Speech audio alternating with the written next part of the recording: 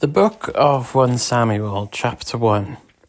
There was a certain man from Ramathaim, a Zuaphite from the hill country of Ephraim, whose name was Elkanah, son of Jehoram, the son of Elihu, the son of Tohu, the son of Zuph, an Ephraimite. He had 2 wives. One was called Hannah, and the other Peninnah. Peninnah had children, but Hannah had none. Year after year this man went up from his town to worship and sacrifice to the Lord Almighty at Shiloh, where Hophni and Phinehas, the 2 sons of Eli, were priests of the Lord. Whenever the day came for Elkanah to sacrifice, he would give portions of the meat to his wife Peninnah and to all her sons and daughters. But to Hannah he gave a double portion, because he loved her, and the Lord had closed her womb. Because the Lord had closed Hannah's womb, her rival kept provoking her in order to irritate her. This went on year after year. Whenever Hannah went up to the house of the Lord, her rival provoked her till she wept and would not eat. Her husband Elkanah would say to her, "Hannah, why are you weeping? Why don't you eat? Why are you downhearted? Don't I mean more to you than 10 sons?" Once, when they had finished eating and drinking in Shiloh, Hannah stood up. Now Eli the priest was sitting on his chair by the doorpost of the Lord's house. In her deep anguish, Hannah prayed to the Lord, weeping bitterly. And she made a vow, saying, "Lord Almighty, if you will only look on your servant's misery and remember me, and not forget your servant, but give her a son, then I will give him to the Lord for all the days of his life, and no razor will ever be used on his head." As she kept on praying to the Lord, Eli observed her mouth. Hannah was praying in her heart, and her lips were moving, but her voice was not heard. Eli thought she was drunk, and said to her, "How long are you going to stay drunk? Put away your wine." "Not so, my lord," Hannah replied. "I am a woman who is deeply troubled. I have not been drinking wine or beer. I was pouring out my soul to the Lord. Do not take your servant for a wicked woman. I have been praying here out of my great anguish and grief." Eli answered, "Go in peace, and may the God of Israel grant you what you have asked of him." She said, "May your servant find favor in your eyes." Then she went her way and ate something, and her face was no longer downcast. Early the next morning they arose and worshipped before the Lord, and then went back to their home at Ramah. Elkanah made love to his wife Hannah, and the Lord remembered her. So in the course of time Hannah became pregnant and gave birth to a son. She named him Samuel, saying, "Because I asked the Lord for him." When her husband Elkanah went up with all his family to offer the annual sacrifice to the Lord and to fulfill his vow, Hannah did not go. She said to her husband, "After the boy is weaned, I will take him and present him before the Lord, and he will live there always." "Do what seems best to you," her husband Elkanah told her. "Stay here until you have weaned him. Only may the Lord make good his word." So the woman stayed at home and nursed her son until she had weaned him. After he was weaned, she took the boy with her, young as he was, along with a 3-year-old bull, an ephah of flour and a skin of wine, and brought him to the house of the Lord at Shiloh. When the bull had been sacrificed, they brought the boy to Eli, and she said to him, "Pardon me, my lord. As surely as you live, I am the woman who stood here beside you praying to the Lord. I prayed for this child, and the Lord has granted me what I asked of him. So now I give him to the Lord. For his whole life he shall be given over to the Lord." And he worshipped the Lord there. Then Hannah prayed and said, "My heart rejoices in the Lord. In the Lord my horn is lifted high. No mouth boasts over my enemies, for I delight in your deliverance. There is no one holy like the Lord. There is no one beside you. There is no rock like our God. Do not keep talking so proudly, or let your mouth speak such arrogance, for the Lord is a God who knows, and by him deeds are weighed. The bows of the warriors are broken, but those who stumbled are armed with strength. Those who were full hire themselves out for food, but those who are hungry no more. She who was barren has borne 7 children, but she who has had many sons pines away. The Lord brings death and makes alive. He brings down to the grave and raises up. The Lord sends poverty and wealth. He humbles and he exalts. He raises the poor from the dust and lifts the needy from the ash heap. He seats them with princes and makes them inherit a throne of honour. For the foundation of the earth are the Lord's. On them he has set the world. He will guard the feet of his faithful servants, but the wicked will be silenced in the place of darkness. It is not by strength that one prevails. Those who oppose the Lord will be broken. The Most High will thunder from heaven. The Lord will judge the ends of the earth. He will give strength to his king and exalt the horn of his anointed. Then Elkanah went home to Ramah, but the boy ministered before the Lord under Eli the priest. Eli's sons were scoundrels. They had no regard for the Lord. Now it was the practice of the priests that whenever any of the people offered a sacrifice, the priest's servant would come with a 3-pronged fork in his hand while the meat was being boiled, and would plunge the fork into the pan or kettle or cauldron or pot. Whatever the fork brought up, the priest would take for himself. This is how they treated all the Israelites who came to Shiloh. But even before the fat was burned, the priest's servant would come and say to the person who was sacrificing, "Give the priest some meat to roast. He won't accept boiled meat from you, but only raw." If the person said to him, "Let the fat be burned first, and then take whatever you want," the servant would answer, "No, hand it over now. If you don't, I'll take it by force." This sin of the young men was very great in the Lord's sight, for they were treating the Lord's offering with contempt. But Samuel was ministering before the Lord, a boy wearing a linen ephod.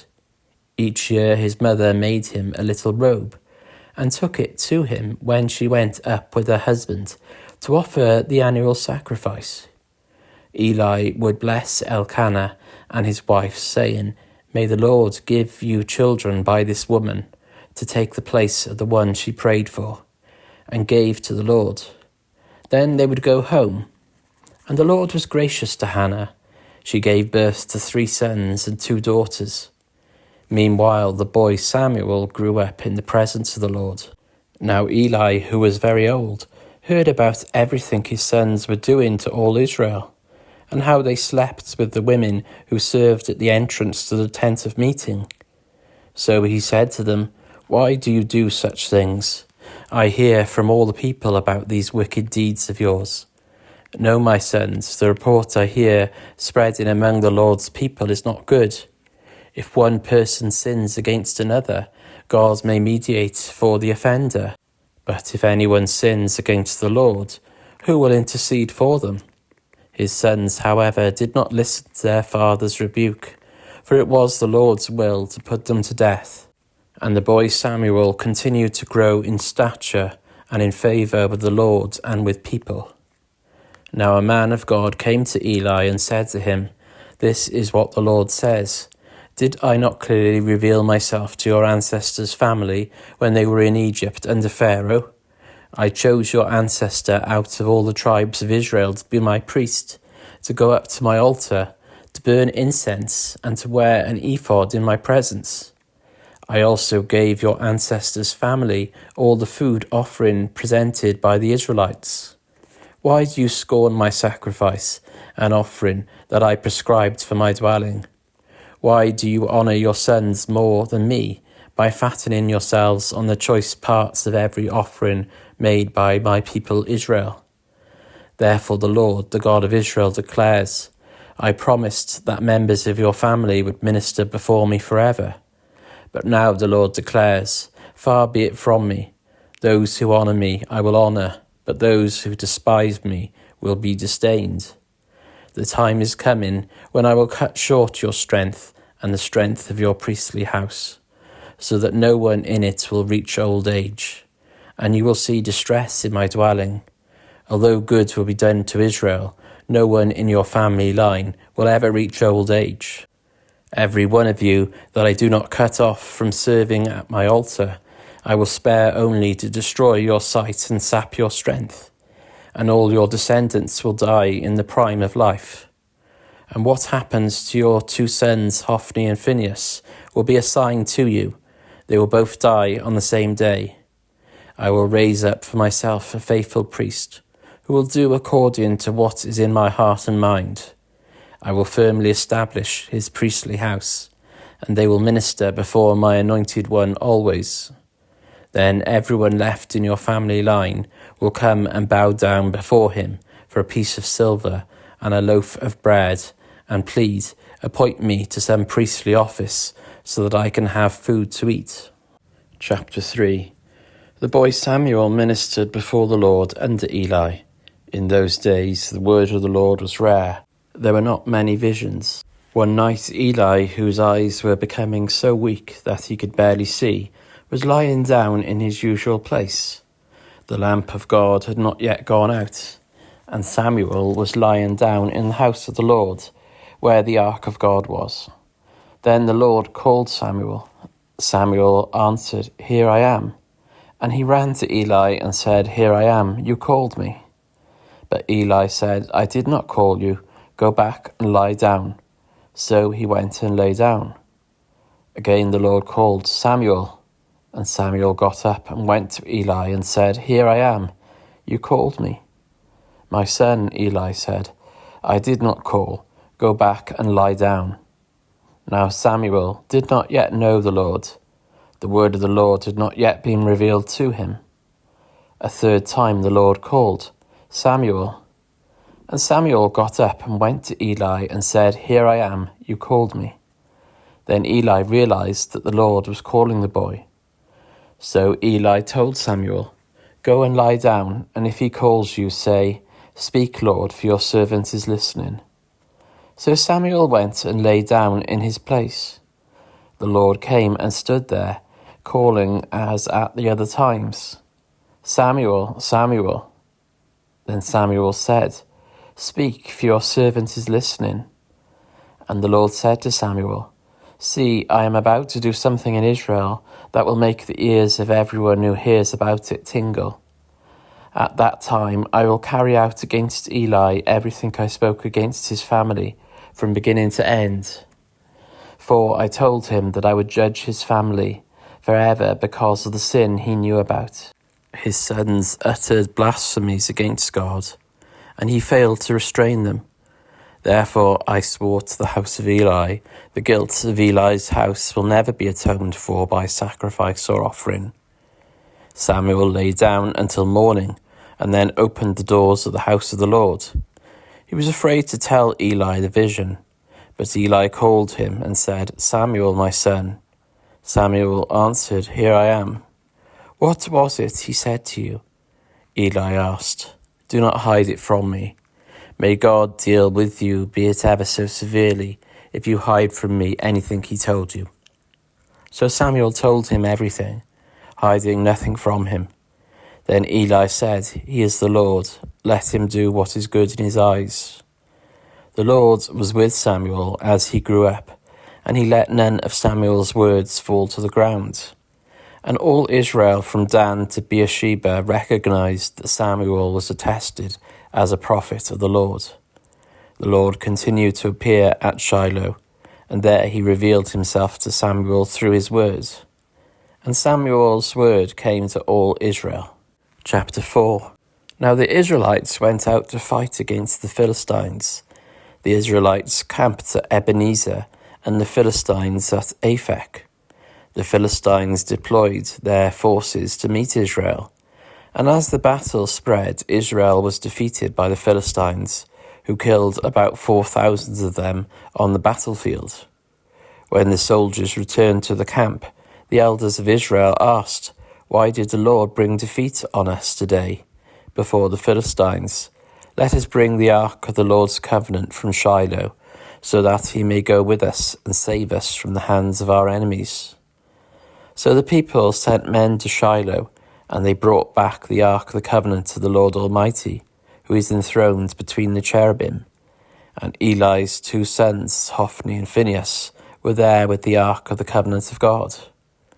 When the ark of the Lord's covenant came into the camp, all Israel raised such a great shout that the ground shook. Hearing the uproar, the Philistines asked, "What's all this shouting in the Hebrew camp?" When they learned that the ark of the Lord had come into the camp, the Philistines were afraid. "A god has come into the camp," they said. "Oh no, nothing like this has happened before. We're doomed. Who will deliver us from the hand of these mighty gods? They are the gods who struck the Egyptians with all kinds of plagues in the wilderness. Be strong, Philistines, be men, or you will be subject to the Hebrews, as they have been to you. Be men and fight." So the Philistines fought, and the Israelites were defeated, and every man fled to his tent. The slaughter was very great. Israel lost 30,000 foot soldiers.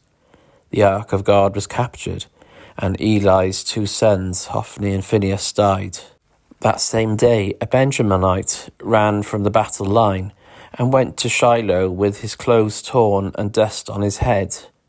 When he arrived, there was Eli sitting on the chair by the side of the road, watching because his heart feared for the ark of God. When the man entered the town and told what had happened, the whole town sent up a cry.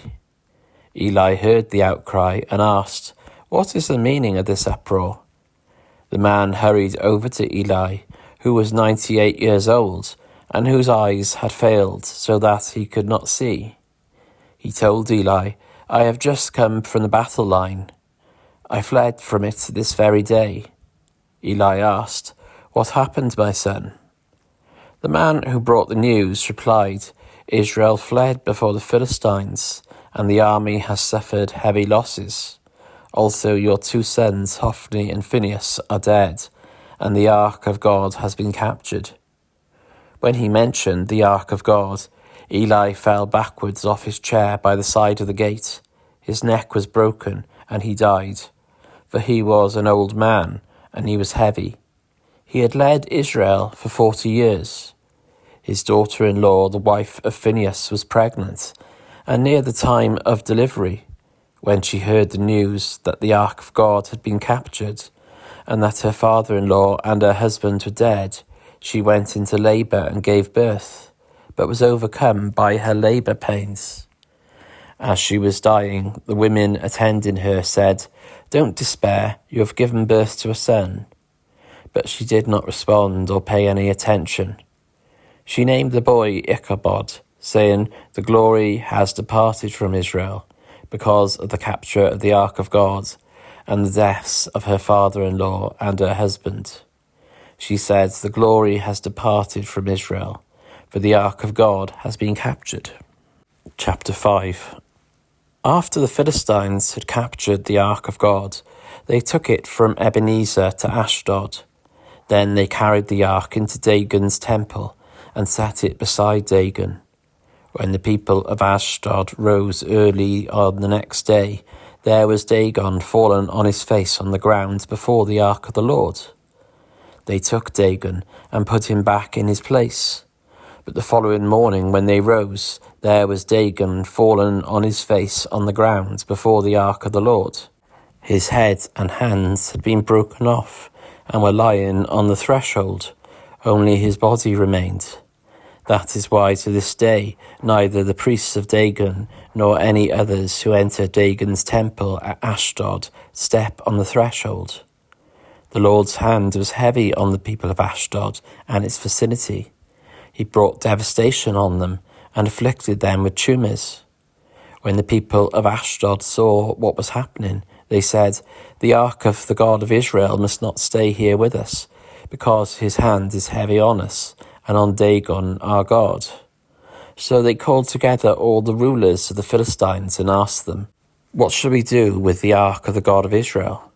They answered, "Let the ark of the God of Israel be moved to Gath." So they moved the ark of the God of Israel. But after they had moved it, the Lord's hand was against that city, throwing it into a great panic.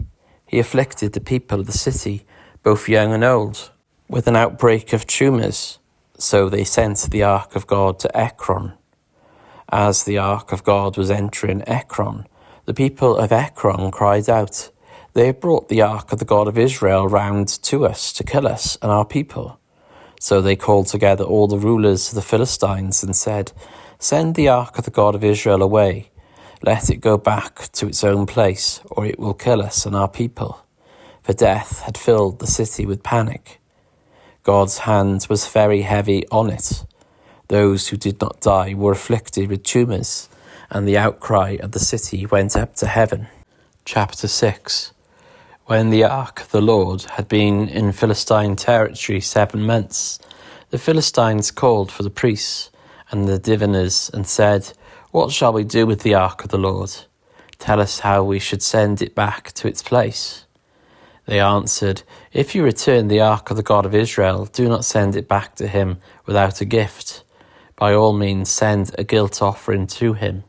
Then you will be healed, and you will know why his hand has not been lifted from you." The Philistines asked, "What guilt offering should we send to him?" They replied, 5 gold tumors and 5 gold rats, according to the number of the Philistine rulers, because the same plague has struck both you and your rulers. Make models of the tumors and of the rats that are destroying the country, and give glory to Israel's God. Perhaps he will lift his hand from you, and your gods, and your land. Why do you harden your hearts as the Egyptians and Pharaoh did? When Israel's God dealt harshly with them, did they not send the Israelites out so they could go on their way? Now then, get a new cart ready, with 2 cows that have calved and have never been yoked. Hitch the cows to the cart, but take their calves away and pen them up. Take the ark of the Lord and put it on the cart, and in a chest beside it put the gold objects you are sending back to him as a guilt offering. Send it on its way, but keep watching it. If it goes up to its own territory, towards Beth Shemesh, then the Lord has brought this great disaster on us. But if it does not, then we will know that it was not his hand that struck us, but that it happened to us by chance. So they did this. They took 2 such cows and hitched them to the cart and penned up their calves. They placed the ark of the Lord on the cart, and along with it the chest containing the gold rats and the models of the tumors. Then the cows went straight up towards Beth Shemesh, keeping on the road and lowing all the way. They did not turn to the right or to the left. The rulers of the Philistines followed them as far as the border of Beth Shemesh. Now the people of Beth Shemesh were harvesting their wheat in the valley, and when they looked up and saw the ark, they rejoiced at the sight. The cart came to the field of Joshua of Beth Shemesh, and there it stopped beside a large rock. The people chopped up the wood of the cart and sacrificed the cows as a burnt offering to the Lord. The Levites took down the ark of the Lord, together with the chest containing the gold objects, and placed them on the large rock. On that day the people of Beth Shemesh offered burnt offerings and made sacrifices to the Lord. The 5 rulers of the Philistines saw all this, and then returned that same day to Ekron. These are the gold tumors the Philistines sent as a guilt offering to the Lord, 1 each for Ashdod, Gaza, Ashkelon, Gath, and Ekron. And when the number of the gold rats was according to the number of Philistine towns belonging to the 5 rulers, the fortified towns with their country villages. The large rock on which the Levites set the ark of the Lord is a witness to this day in the field of Joshua of Beth-Shemesh. But God struck down some of the inhabitants of Beth-Shemesh, putting 70 of them to death, because they looked into the ark of the Lord. The people mourned because of the heavy blow the Lord had dealt with them. And the people of Beth-Shemesh asked, "Who can stand in the presence of the Lord, this holy God? To whom will the ark go up from here?" Then they sent messengers to the people of Kiriath-Jearim, saying, "The Philistines have returned the ark of the Lord. Come down and take it up to your town." Chapter 7. So the men of Kiriath-Jearim came and took up the ark of the Lord. They brought it to Abinadab's house on the hill, and consecrated Eleazar his son to guard the ark of the Lord. The ark remained at Kiriath-Jearim a long time, 20 years in all. Then all the people of Israel turned back to the Lord.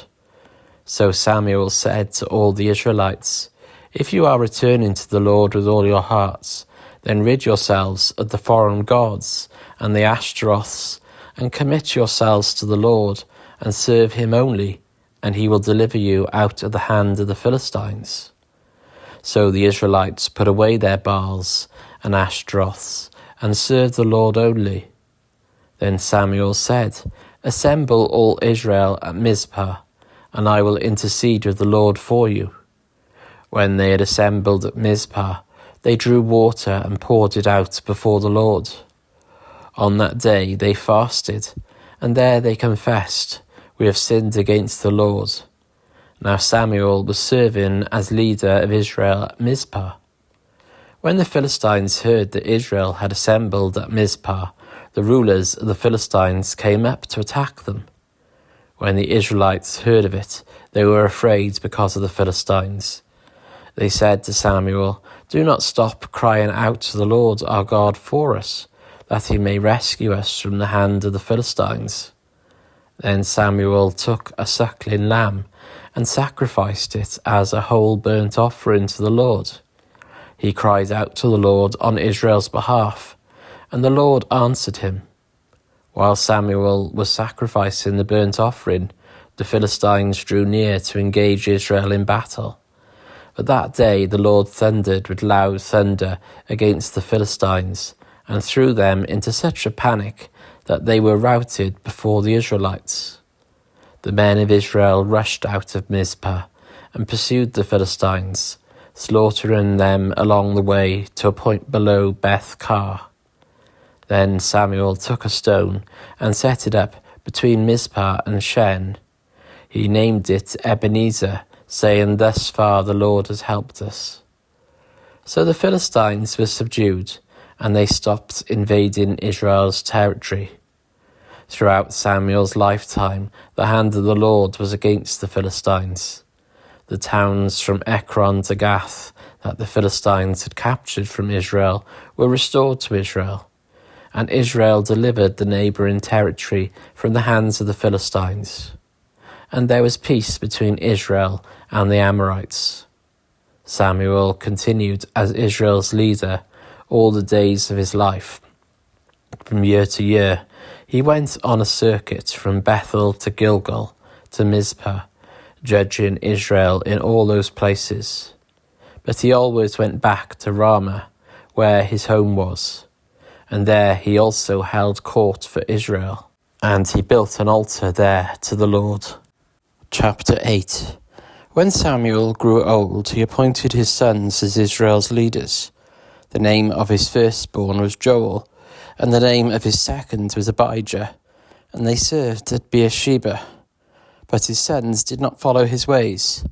They turned aside after dishonest gain, and accepted bribes and perverted justice. So all the elders of Israel gathered together and came to Samuel at Ramah. They said to him, "You are old, and your sons do not follow your ways. Now appoint a king to lead us, such as all the other nations have." But when they said, "Give us a king to lead us," this displeased Samuel. So he prayed to the Lord, and the Lord told him, "Listen to all that the people are saying to you. It is not you they have rejected, but they have rejected me as their king, as they have done from the day I brought them up out of Egypt until this day, forsaking me and serving other gods. So they are doing to you. Now listen to them, but warn them solemnly, and let them know what the king who will reign over them will claim as his rights." Samuel told all the words of the Lord to the people who were asking him for a king. He said, "This is what the king who will reign over you will claim as his rights. He will take your sons and make them serve with his chariots and horses, and they will run in front of his chariots. Some he will assign to be commanders of thousands and commanders of 50s, and others to plough his ground and reap his harvest, and still others to make weapons of war and equipment for his chariots. He will take your daughters to be perfumers and cooks and bakers. He will take the best of your fields and vineyards and olive groves and give them to his attendants. He will take 1/10 of your grain and of your vintage and give it to his officials and attendants. Your male and female servants and the best of your cattle and donkeys he will take for his own use. He will take 1/10 of your flocks, and you yourselves will become his slaves. When that day comes, you will cry out for relief from the king you have chosen, but the Lord will not answer you in that day." But the people refused to listen to Samuel. "No," they said, "we want a king over us. Then we will be like all the other nations, with a king to lead us and to go out before us and fight our battles." When Samuel heard all that the people said, he repeated it before the Lord. The Lord answered, "Listen to them and give them a king." Then Samuel said to the Israelites, "Everyone go back to your own town." Chapter 9. There was a Benjamite, a man of standing, whose name was Kish, son of Abiel, the son of Zeror, the son of Bechorath, the son of Aphiah of Benjamin. Kish had a son named Saul, as handsome a young man as could be found anywhere in Israel, and he was a head taller than anyone else.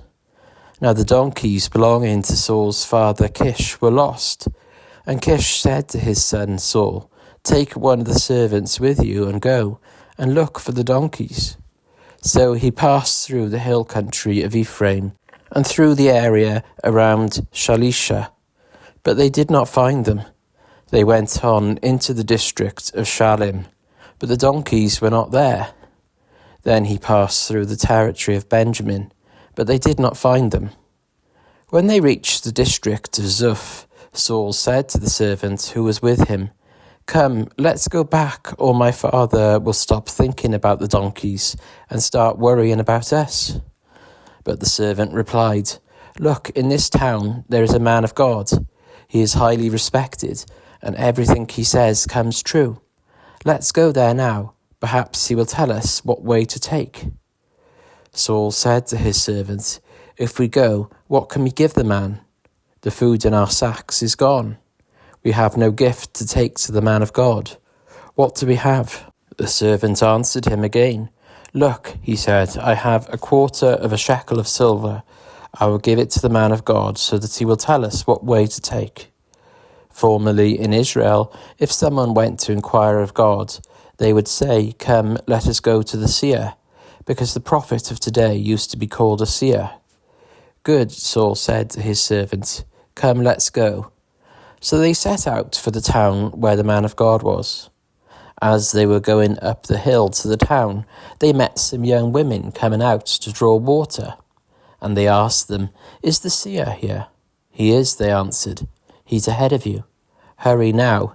He has just come to our town today, for the people have a sacrifice at the high place.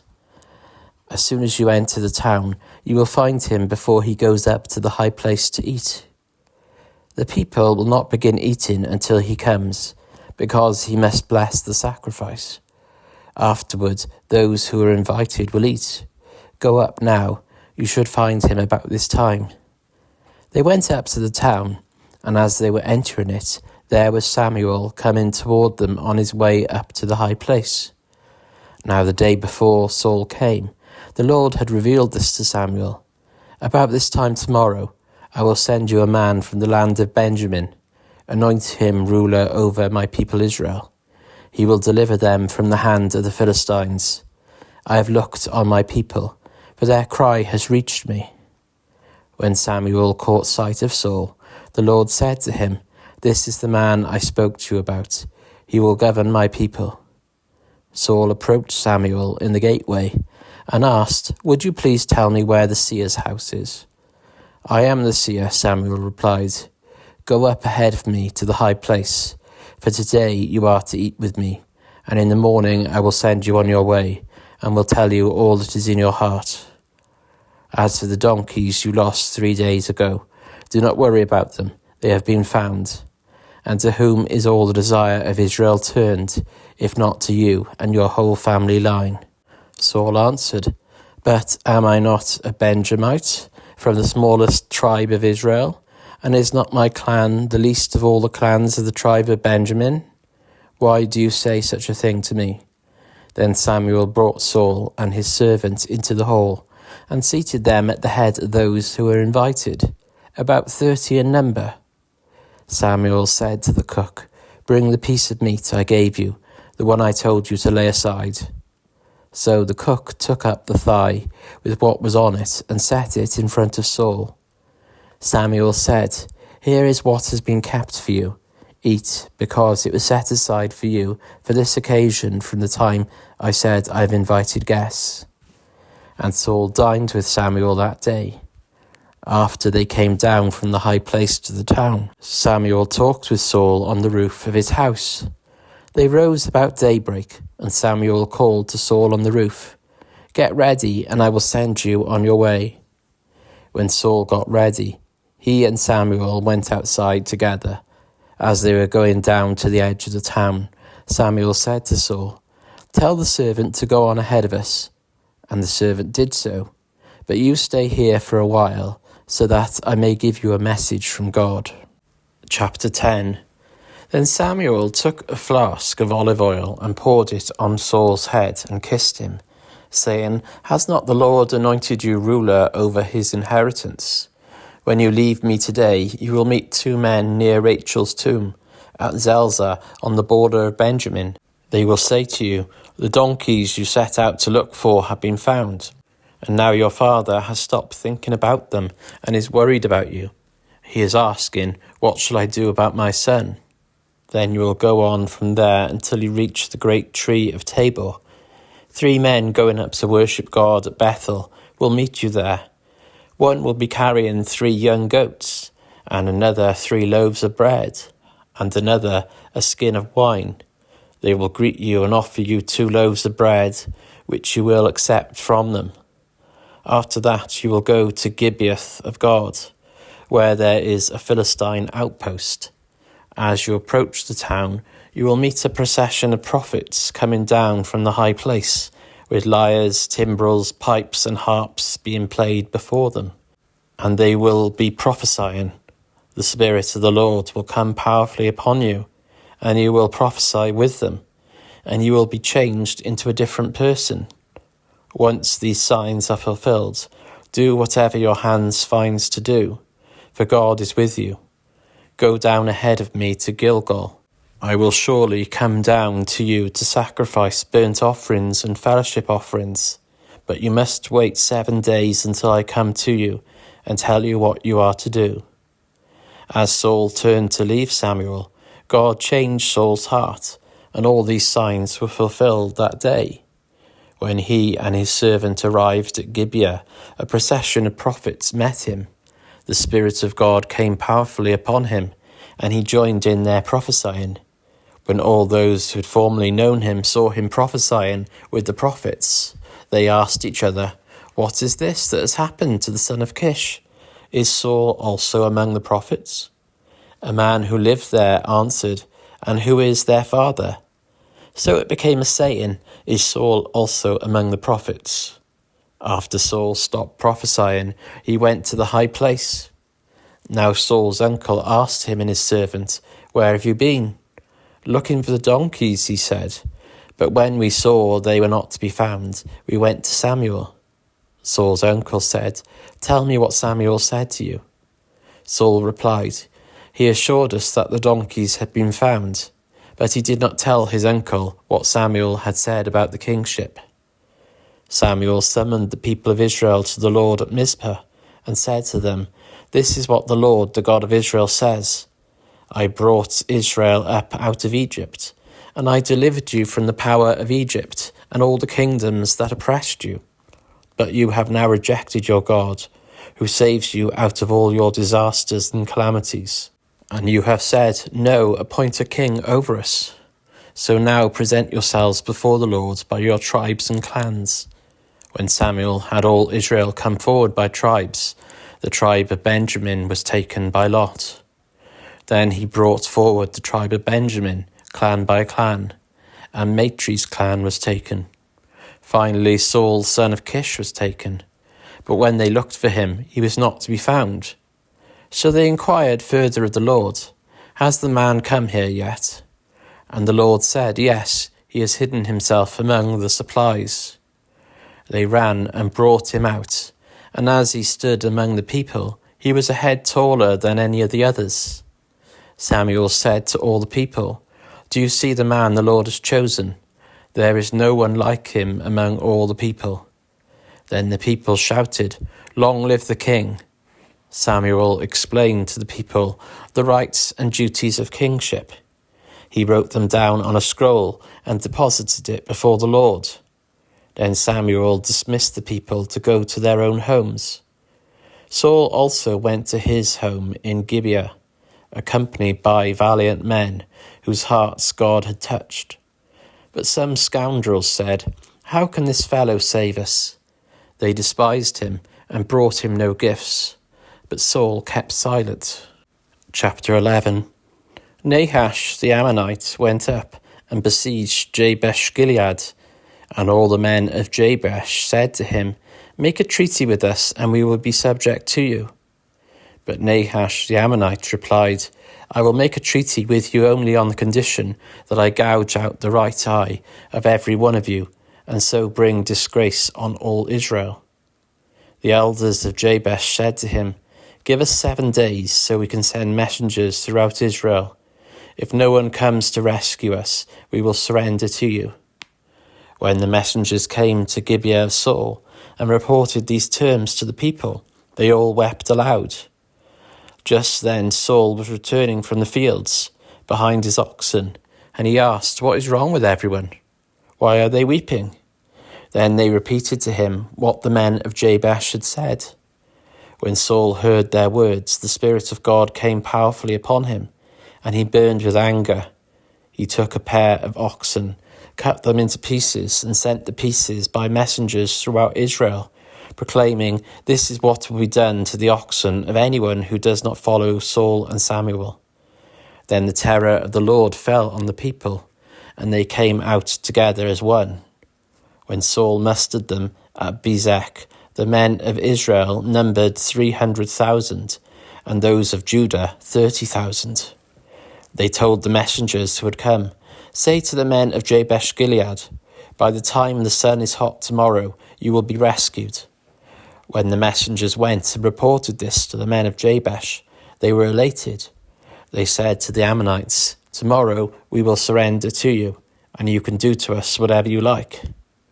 The next day Saul separated his men into 3 divisions.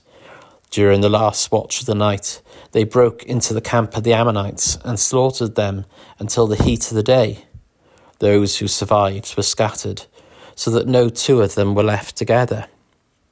The people then said to Samuel, "Who was it that asked, 'Shall Saul reign over us?'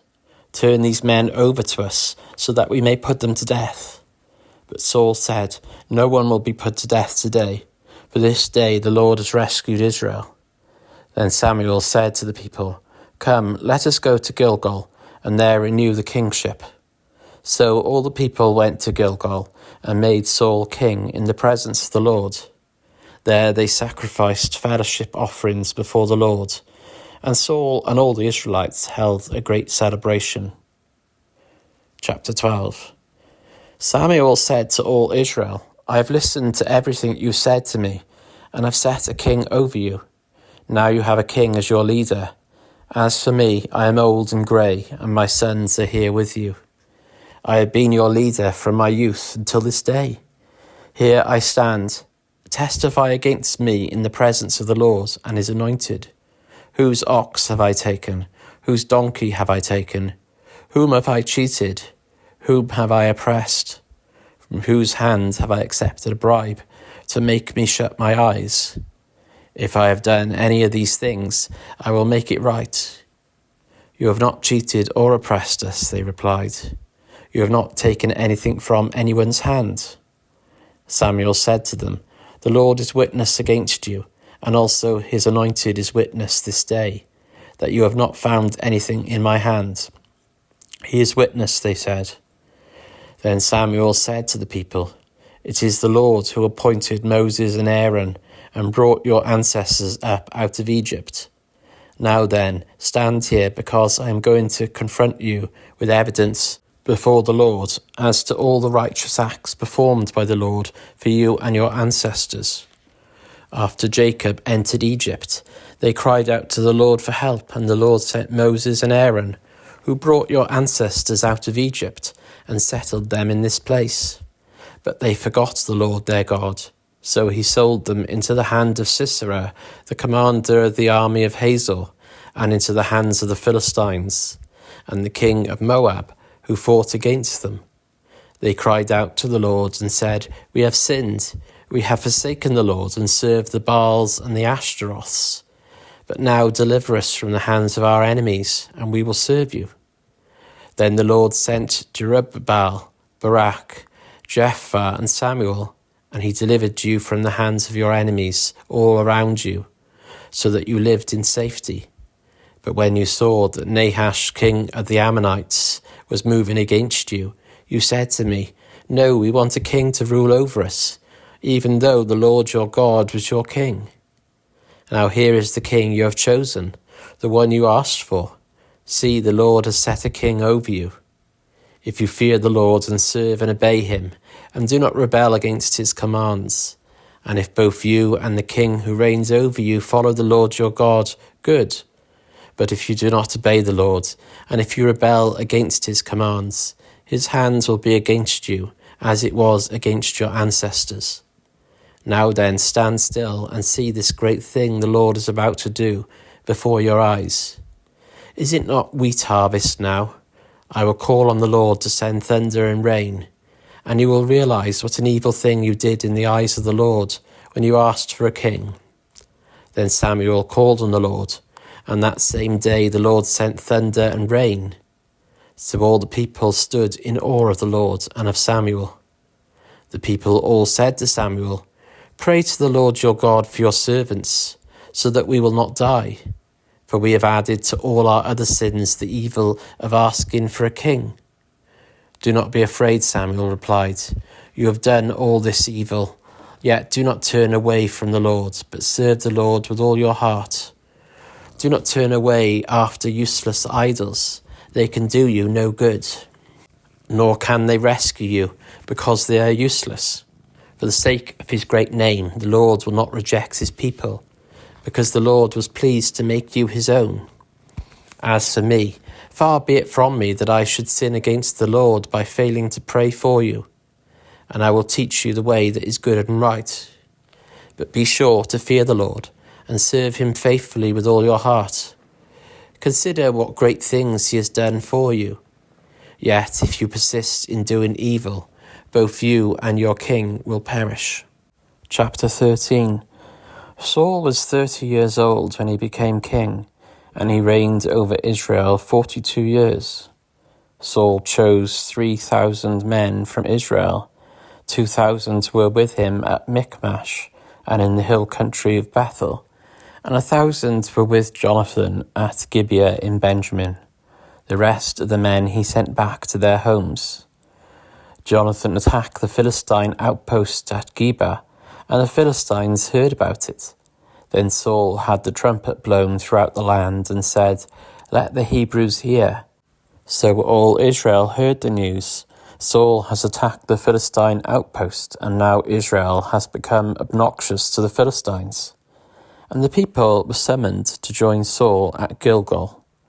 The Philistines assembled to fight Israel with 3,000 chariots, 6,000 charioteers and soldiers as numerous as the sand on the seashore. They went up and camped at Michmash, east of Beth Aven. When the Israelites saw that their situation was critical and that their army was hard pressed, they hid in caves and thickets, among the rocks, and in pits and cisterns. Some Hebrews even crossed the Jordan to the land of Gad and Gilead. Saul remained at Gilgal, and all the troops with him were quaking with fear. He waited 7 days, the time set by Samuel. But Samuel did not come to Gilgal, and Saul's men began to scatter. So he said, "Bring me the burnt offering and the fellowship offerings." And Saul offered up the burnt offering. Just as he had finished making the offering, Samuel arrived, and Saul went out to greet him. "What have you done?" asked Samuel. Saul replied, "When I saw that the men were scattering, and that you did not come at the set time, and that the Philistines were assembling at Michmash, I thought, now the Philistines will come down against me at Gilgal, and I have not sought the Lord's favour. So I felt compelled to offer the burnt offering." "You have done a foolish thing," Samuel said. "You have not kept the command the Lord your God gave you. If you had, he would have established your kingdom over Israel for all time. But now your kingdom will not endure. The Lord has sought out a man after his own heart and appointed him ruler of his people, because you have not kept the Lord's command." Then Samuel left Gilgal and went up to Gibeah in Benjamin, and Saul counted the men who were with him. They numbered about 600. Saul and his son Jonathan and the men with him were staying in Gibeah in Benjamin, while the Philistines camped at Michmash. Raiding parties went out from the Philistine camp in 3 detachments. One turned toward Ophrah in the vicinity of Shual, another toward Beth Horon, and the third toward the borderland overlooking the valley of Zeboim, facing the wilderness. Not a blacksmith could be found in the whole land of Israel, because the Philistines had said, "Otherwise the Hebrews will make swords or spears." So all Israel went down to the Philistines to have their plough points, mattocks, axes, and sickles sharpened. The price was 2/3 of a shekel for sharpening plough points and mattocks, and 1/3 of a shekel for sharpening forks and axes, and for repointing goads. So on the day of the battle, not a soldier with Saul and Jonathan had a sword or spear in his hand. Only Saul and his son Jonathan had them. Now a detachment of Philistines had gone out to the pass at Michmash. Chapter 14. One day Jonathan, son of Saul, said to his young armour-bearer, "Come, let's go over to the Philistine outpost on the other side." But he did not tell his father. Saul was staying on the outskirts of Gibeah under a pomegranate tree in Migron. With him were about 600 men, among whom were Ahijah, who was wearing an ephod. He was a son of Ichabod's brother Ahitub, son of Phinehas, the son of Eli, the Lord's priest in Shiloh. No one was aware that Jonathan had left. On each side of the pass that Jonathan intended to cross to reach the Philistine outpost was a cliff. One was called Bozez and the other Seneh. One cliff stood to the north towards Michmash, the other to the south towards Geba. Jonathan said to his young armour-bearer, "Come, let's go over to the outpost of those uncircumcised men. Perhaps the Lord will act in our behalf. Nothing can hinder the Lord from saving, whether by many or by few." "Do all that you have in your mind," his armour-bearer said. "Go ahead, I am with you, heart and soul." Jonathan said, Come on then, we will cross over toward them and let them see us. If they say to us, wait there until we come to you, we will stay where we are and not go up to them. But if they say, come up to us, we will climb up, because that will be our sign that the Lord has given them into our hands.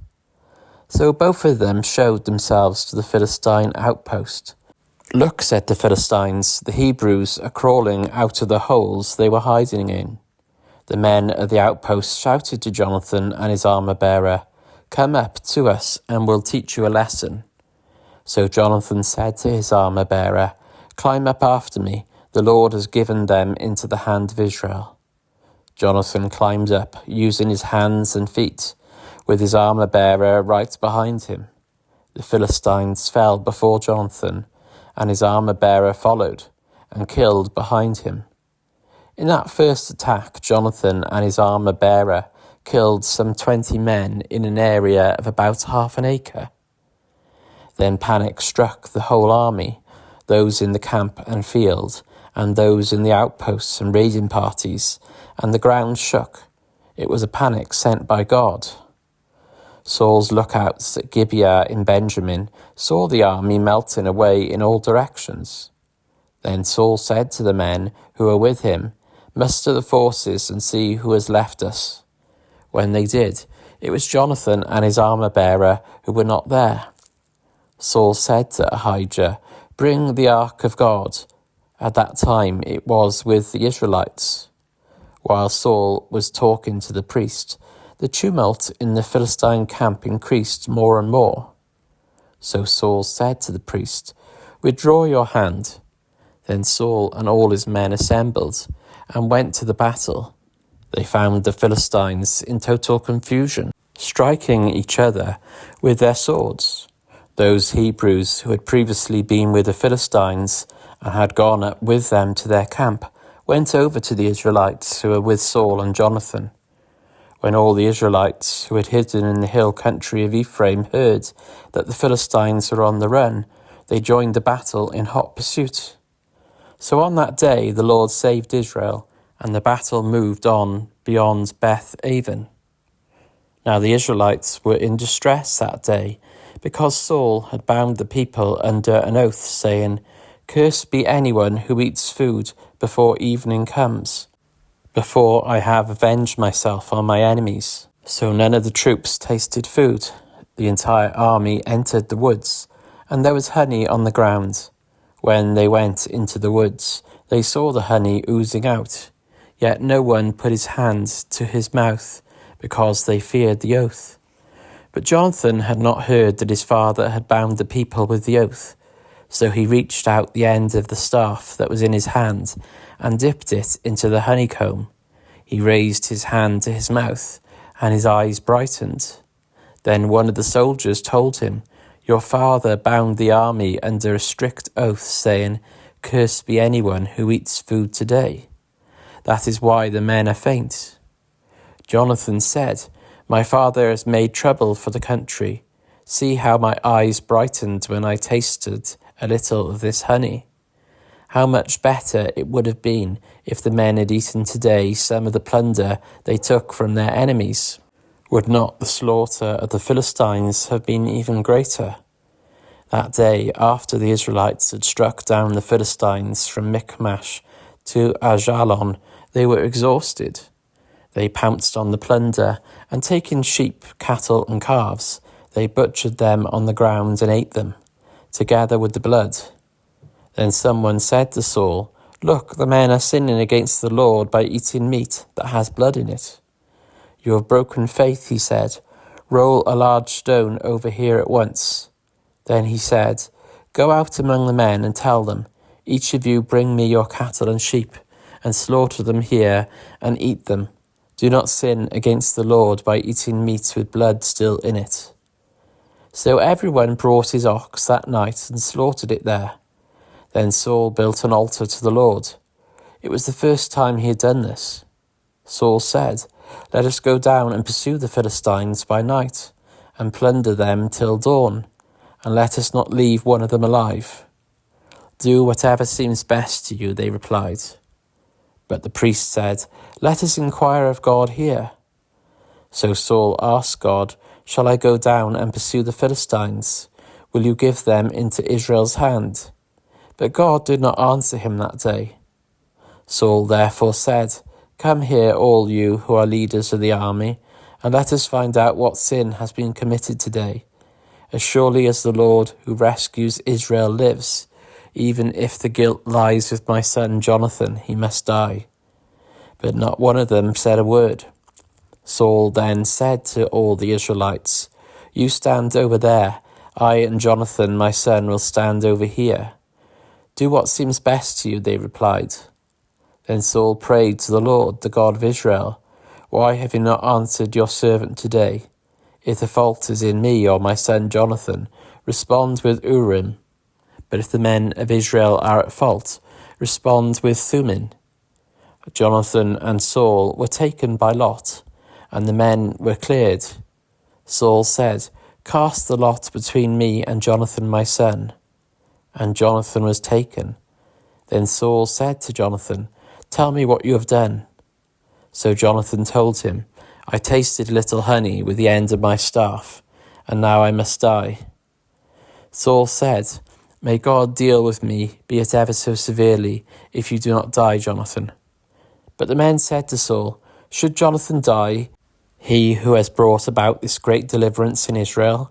Never, as surely as the Lord lives, not a hair of his head will fall to the ground, for he did this today with God's help." So the men rescued Jonathan, and he was not put to death. Then Saul stopped pursuing the Philistines, and they withdrew to their own land. After Saul had assumed rule over Israel, he fought against their enemies on every side: Moab, the Ammonites, Edom, the kings of Zobah, and the Philistines. Wherever he turned, he inflicted punishment on them. He fought valiantly and defeated the Amalekites, delivering Israel from the hands of those who had plundered them. Saul's sons were Jonathan, Ishvi, and Malchishua. The name of his older daughter was Merab, and that of the younger was Michal. His wife's name was Ahinoam, daughter of Ahimaaz.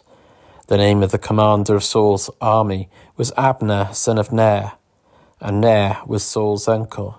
Saul's father Kish and Abner's father Ner were sons of Abiel. All the days of Saul there was bitter war with the Philistines, and whenever Saul saw a mighty or brave man, he took him into his service. Chapter 15. Samuel said to Saul, "I am the one the Lord sent to anoint you king over his people Israel. So listen now to the message from the Lord. This is what the Lord Almighty says. I will punish the Amalekites for what they did to Israel when they waylaid them as they came up from Egypt. Now go, attack the Amalekites and totally destroy all that belongs to them. Do not spare them. Put to death men and women, children and infants, cattle and sheep, camels and donkeys." So Saul summoned the men and mustered them at Telaim, 200,000 foot soldiers, and 10,000 from Judah. Saul went to the city of Amalek and set an ambush in the ravine. Then he said to the Kenites, "Go away, leave the Amalekites, so that I do not destroy you along with them. For you showed kindness to all the Israelites when they came up out of Egypt." So the Kenites moved away from the Amalekites. Then Saul attacked the Amalekites all the way from Havilah to Shur, near the eastern border of Egypt. He took Agag, king of the Amalekites, alive, and all his people he totally destroyed with the sword. But Saul and the army spared Agag and the best of the sheep and cattle, the fat calves and lambs, everything that was good. These they were unwilling to destroy completely, but everything that was despised and weak they totally destroyed. Then the word of the Lord came to Samuel, "I regret that I have made Saul king, because he has turned away from me, and has not carried out my instructions." Samuel was angry, and he cried out to the Lord all that night. Early in the morning Samuel got up and went to meet Saul, but he was told, "Saul has gone to Carmel. There he has set up a monument in his own honour, and has turned and gone on down to Gilgal." When Samuel reached him, Saul said, "The Lord bless you. I have carried out the Lord's instructions." But Samuel said, "What then is this bleating of sheep in my ears? What is this lowing of cattle that I hear?" Saul answered, "The soldiers brought them from the Amalekites. They spared the best of the sheep and cattle to sacrifice to the Lord your God, but we totally destroyed the rest." "Enough," Samuel said to Saul. "Let me tell you what the Lord said to me last night." "Tell me," Saul replied. Samuel said, "Although you were once small in your own eyes, did you not become the head of the tribes of Israel? The Lord anointed you king over Israel, and he sent you on a mission, saying, 'Go and completely destroy those wicked people, the Amalekites. Wage war against them until you have wiped them out.' Why did you not obey the Lord? Why did you pounce on the plunder and do evil in the eyes of the Lord?" "But I did obey the Lord," Saul said. "I went on the mission the Lord assigned me. I completely destroyed the Amalekites and brought back Agag their king. The soldiers took sheep and cattle from the plunder, the best of what was devoted to God, in order to sacrifice them to the Lord your God at Gilgal." But Samuel replied, "Does the Lord delight in burnt offerings and sacrifices as much as in obeying the Lord? To obey is better than sacrifice, and to heed is better than the fat of rams. For rebellion is like the sin of divination, and arrogance like the evil of idolatry. Because you have rejected the word of the Lord, he has rejected you as king." Then Saul said to Samuel, "I have sinned. I have violated the Lord's commands and your instructions. I was afraid of the men, and so I gave in to them. Now I beg you, forgive my sin, and come back with me, so that I may worship the Lord." But Samuel said to him, "I will not go back with you. You have rejected the word of the Lord, and the Lord has rejected you as king over Israel."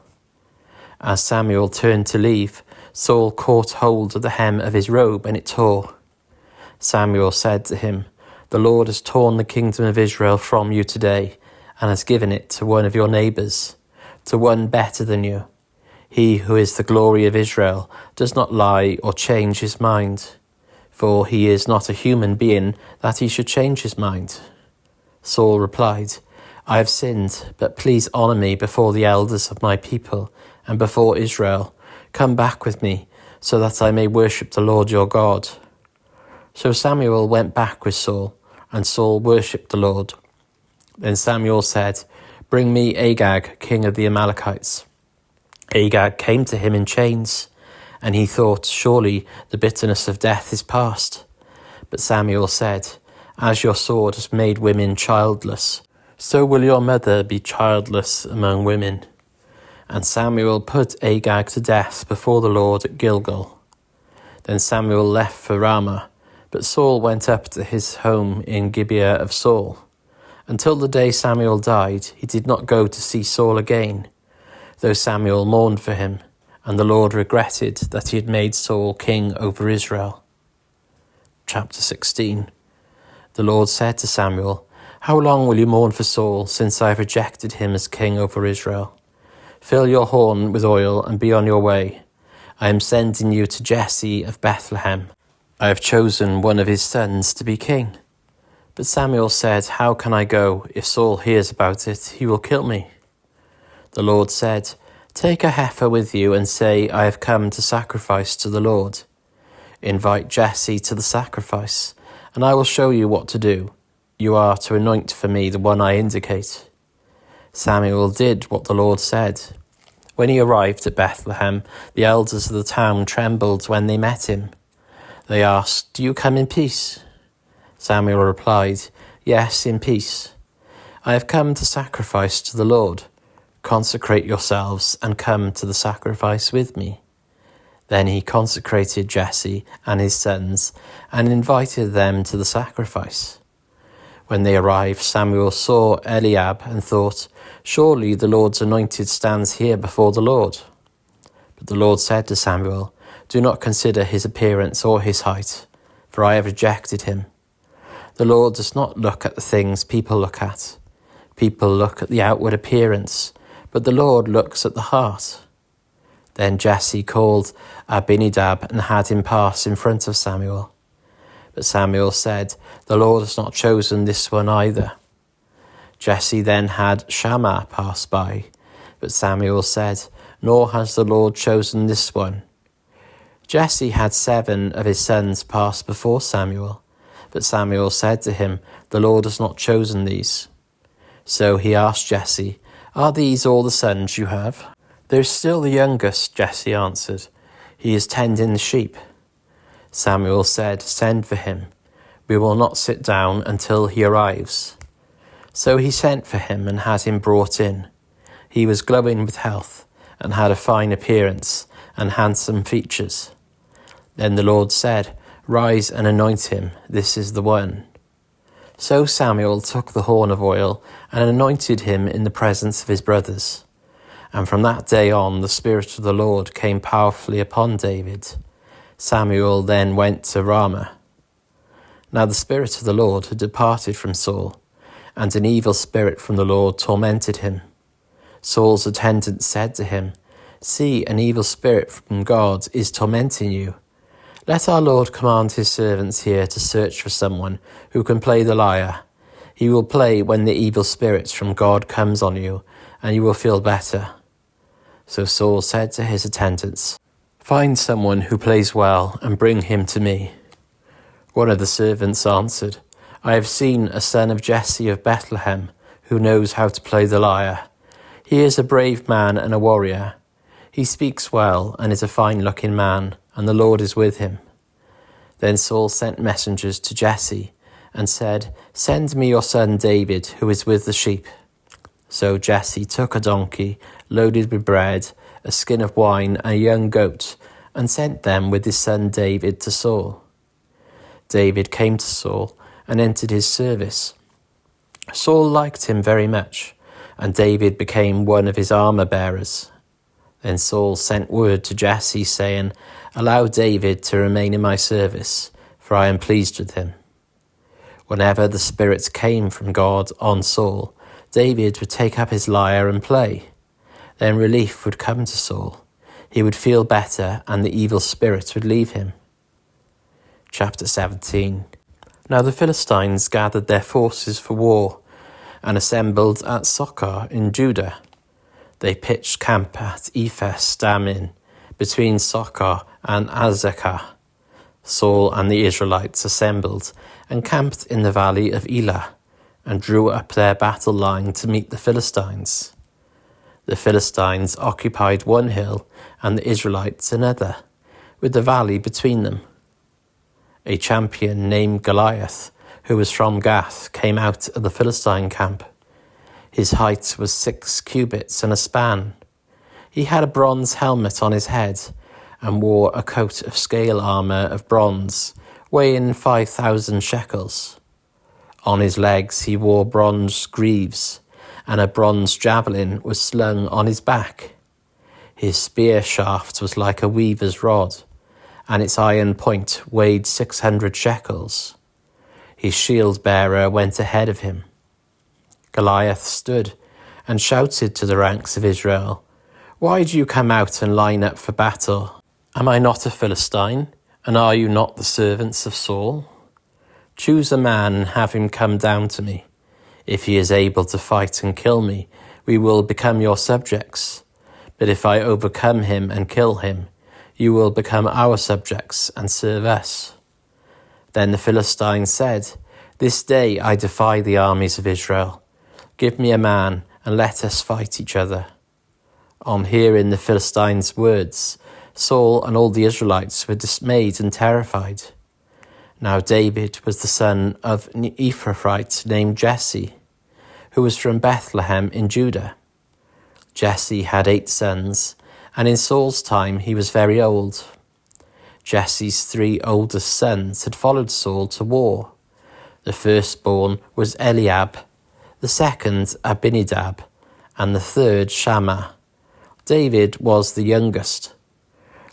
The 3 oldest followed Saul, but David went back and forth from Saul to tend his father's sheep at Bethlehem. For 40 days the Philistine came forward every morning and evening and took his stand. Now Jesse said to his son David, "Take this ephah of roasted grain and these 10 loaves of bread for your brothers and hurry to their camp.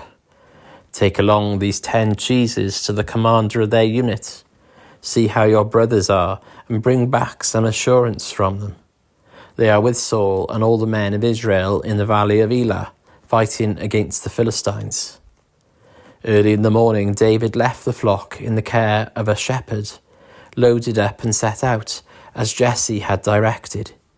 He reached the camp as the army was going out to its battle positions, shouting the war cry. Israel and the Philistines were drawing up their lines facing each other. David left his things with the keeper of supplies, ran to the battle lines and asked his brothers how they were. As he was talking with them, Goliath, the Philistine champion from Gath, stepped out from his lines and shouted his usual defiance, and David heard it. Whenever the Israelites saw the man, they all fled from him in great fear. Now the Israelites had been saying, "Do you see how this man keeps coming out? He comes out to defy Israel.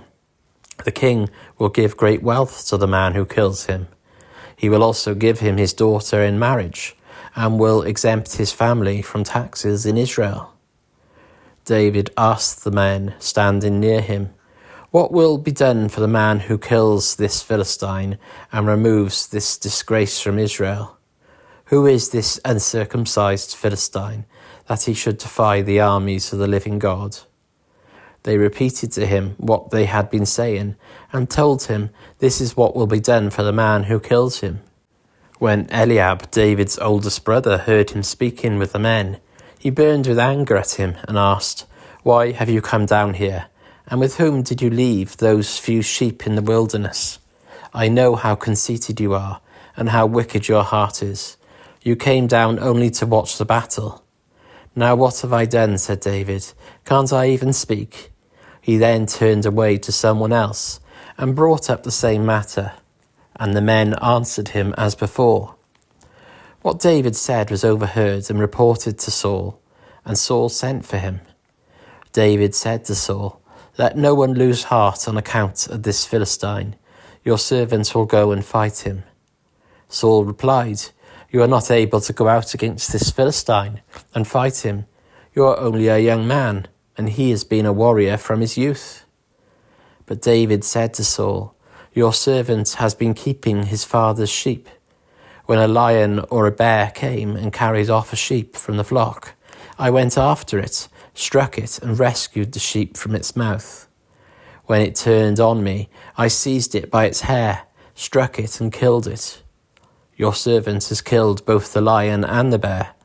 This uncircumcised Philistine will be like one of them, because he has defied the armies of the living God. The Lord who rescued me from the paw of the lion and the paw of the bear will rescue me from the hand of this Philistine." Saul said to David, "Go, and the Lord be with you." Then Saul dressed David in his own tunic. He put a coat of armour on him and a bronze helmet on his head.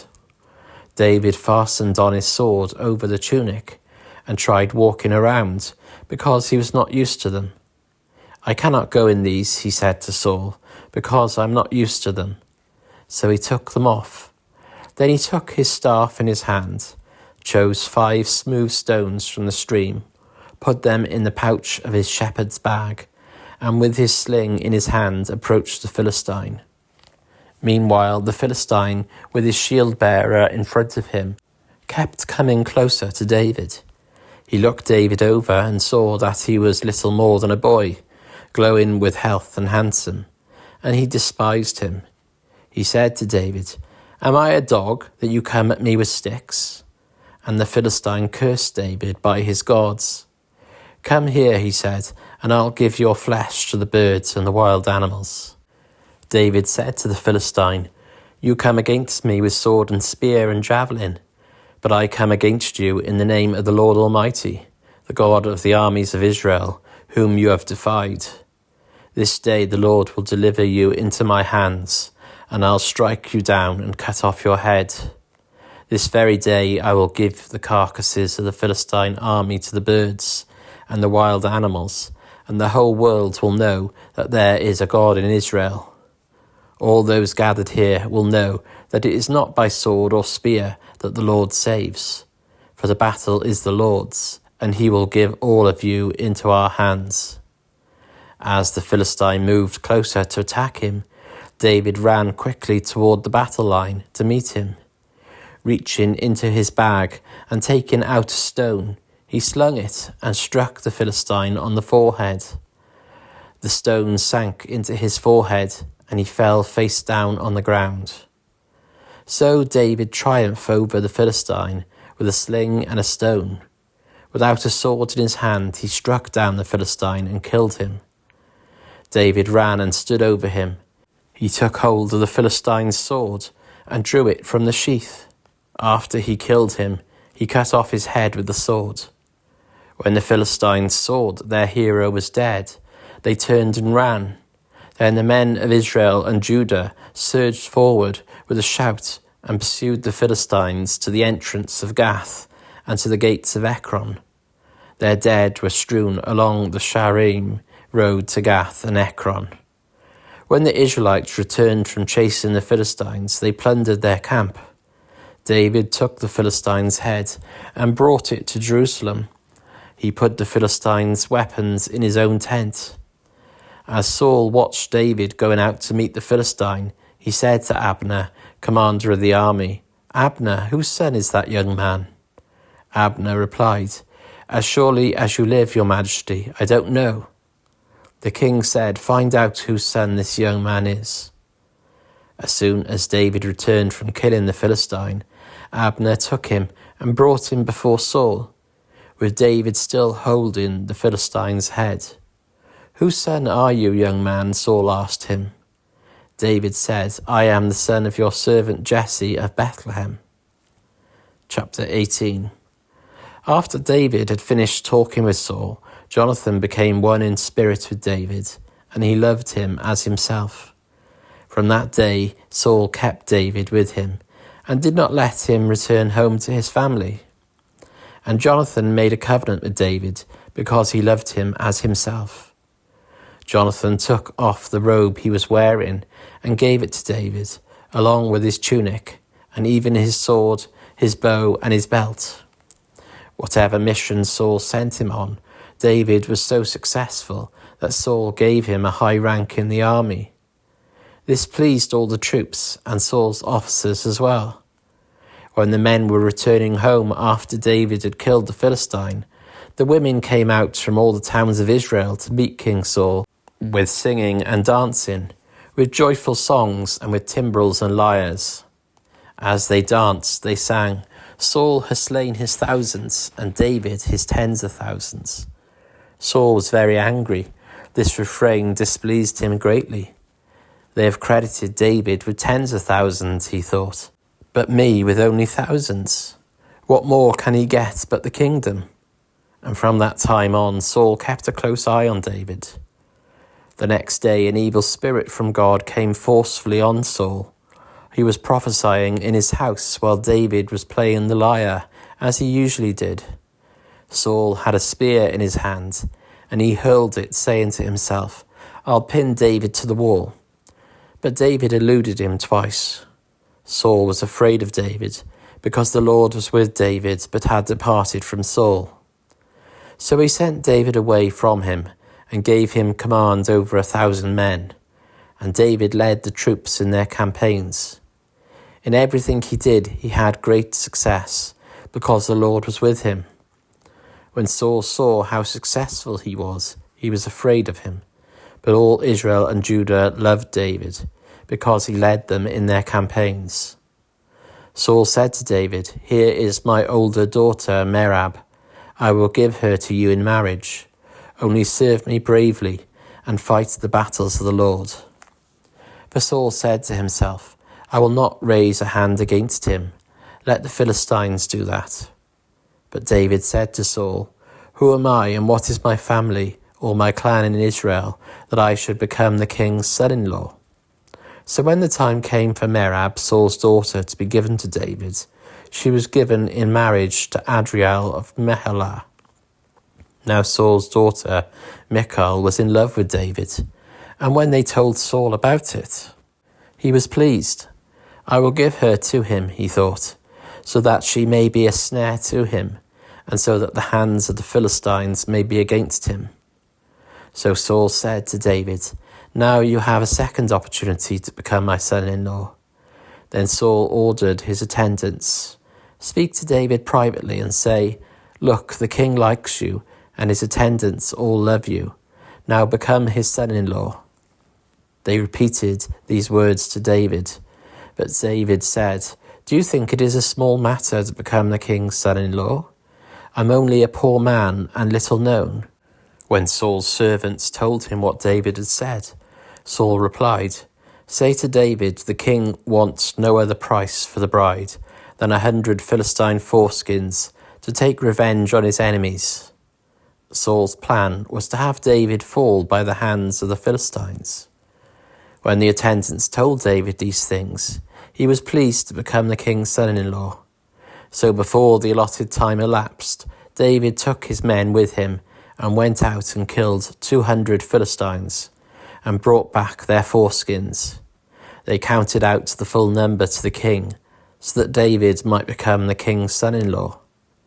Then Saul gave him his daughter Michal in marriage. When Saul realized that the Lord was with David, and that his daughter Michal loved David, Saul became still more afraid of him, and he remained his enemy the rest of his days. The Philistine commanders continued to go out to battle, and as often as they did, David met with more success than the rest of Saul's officers, and his name became well known. Chapter 19. Saul told his son Jonathan and all the attendants to kill David. But Jonathan had taken a great liking to David and warned him, my father Saul is looking for a chance to kill you. Be on your guard tomorrow morning. Go into hiding and stay there. I will go out and stand with my father in the field where you are. I'll speak to him about you and will tell you what I find out. Jonathan spoke well of David to Saul his father and said to him, let not the king do wrong to his servant David. He has not wronged you, and what he has done has benefited you greatly. He took his life in his hands when he killed the Philistine. The Lord won a great victory for all Israel, and you saw it and were glad. Why then would you do wrong to an innocent man like David by killing him for no reason? Saul listened to Jonathan and took this oath, as surely as the Lord lives, David will not be put to death. So Jonathan called David and told him the whole conversation. He brought him to Saul. David was with Saul as before. Once more war broke out, and David went out and fought the Philistines. He struck them with such force that they fled before him. But an evil spirit from the Lord came on Saul as he was sitting in his house with his spear in his hand. While David was playing the lyre, Saul tried to pin him to the wall with his spear, but David eluded him as Saul drove the spear into the wall. That night David made good his escape. Saul sent men to David's house to watch it and to kill him in the morning. But Michal, David's wife, warned him, if you don't run for your life tonight, tomorrow you'll be killed. So Michal let David down through a window, and he fled and escaped. Then Michal took an idol and laid it on the bed, covering it with a garment, and put in some goat's hair at the head. When Saul sent the men to capture David, Michal said, he is ill. Then Saul sent the men back to see David and told them, bring him up to me in his bed so that I may kill him. But when the men entered, there was the idol in the bed, and at the head was some goat's hair. Saul said to Michal, why did you deceive me like this and send my enemy away so that he escaped? Michal told him, he said to me, let me get away, why should I kill you? When David had fled and made his escape, he went to Samuel at Ramah and told him all that Saul had done to him. Then he and Samuel went to Naioth and stayed there. word came to Saul, David is in Naioth at Ramah. So he sent men to capture him. But when they saw a group of prophets prophesying, with Samuel standing there as their leader, the Spirit of God came on Saul's men, and they also prophesied. Saul was told about it, and he sent more men, and they prophesied too. Saul sent men a third time, and they also prophesied. Finally, he himself left for Ramah and went to the great cistern at Seku. And he asked, "Where are Samuel and David?" "Over in Naioth at Ramah," they said. So Saul went to Naioth at Ramah, but the Spirit of God came even on him, and he walked along, prophesying until he came to Naioth. He stripped off his garments, and he too prophesied in Samuel's presence. He lay naked all that day and all that night. This is why people say, "Is Saul also among the prophets?" Chapter 20. Then David fled from Naioth at Ramah and went to Jonathan and asked, "What have I done? What is my crime? How have I wronged your father that he is trying to kill me?" "Never," Jonathan replied. "You are not going to die. Look, my father doesn't do anything great or small without letting me know. Why would he hide this from me? It isn't so." But David took an oath and said, "Your father knows very well that I have found favour in your eyes." And he has said to himself, "Jonathan must not know this, or he will be grieved." Yet as surely as the Lord lives, and as you live, there is only a step between me and death. Jonathan said to David, "Whatever you want me to do, I'll do for you." So David said, "Look, tomorrow is the new moon feast, and I am supposed to dine with the king. But let me go and hide in the field until the evening of the day after tomorrow. If your father misses me at all, tell him David earnestly asked my permission to hurry to Bethlehem, his hometown, because an annual sacrifice is being made there for his whole clan. If he says, 'Very well,' then your servant is safe. But if he loses his temper, you can be sure that he is determined to harm me. As for you, show kindness to your servant, for you have brought him into a covenant with you before the Lord. If I am guilty, then kill me yourself. Why hand me over to your father?" "Never," Jonathan said. "If I had the least inkling that my father was determined to harm you, wouldn't I tell you?" David asked, "Who will tell me if your father answers you harshly?" "Come," Jonathan said, "let's go out into the field." So they went there together. Then Jonathan said to David, "I swear by the Lord, the God of Israel, that I will surely sound out my father by this time the day after tomorrow. If he is favourably disposed toward you, will I not send you word and let you know? But if my father intends to harm you, may the Lord deal with Jonathan, be it ever so severely, if I do not let you know and send you away in peace. May the Lord be with you as he has been with my father. But show me unfailing kindness, like the Lord's kindness, as long as I live, so that I may not be killed. And do not ever cut off your kindness from my family, not even when the Lord has cut off every one of David's enemies from the face of the earth." So Jonathan made a covenant with the house of David, saying, "May the Lord call David's enemies to account." And Jonathan had David reaffirm his oath out of love for him, because he loved him as he loved himself. Then Jonathan said to David, "Tomorrow is the new moon feast. You will be missed because your seat will be empty. The day after tomorrow, toward evening, go to the place where you hid when this trouble began, and wait by the stone Ezel. I will shoot 3 arrows to the side of it, as though I was shooting at a target. Then I will send a boy and say, 'Go find the arrows.' If I say to him, 'Look, the arrows are on this side of you, bring them here,' then come, because as surely as the Lord lives, you are safe. There is no danger. But if I say to the boy, 'Look, the arrows are beyond you,' then you must go, because the Lord has sent you away.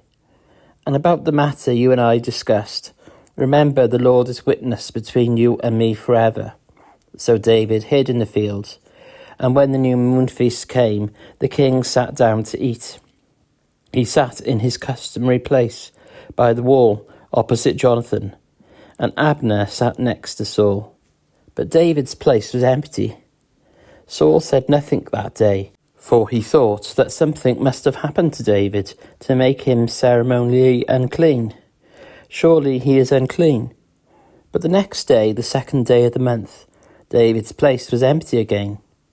Then Saul said to his son Jonathan, "Why hasn't the son of Jesse come to the meal, either yesterday or today?" Jonathan answered, "David earnestly asked me for permission to go to Bethlehem.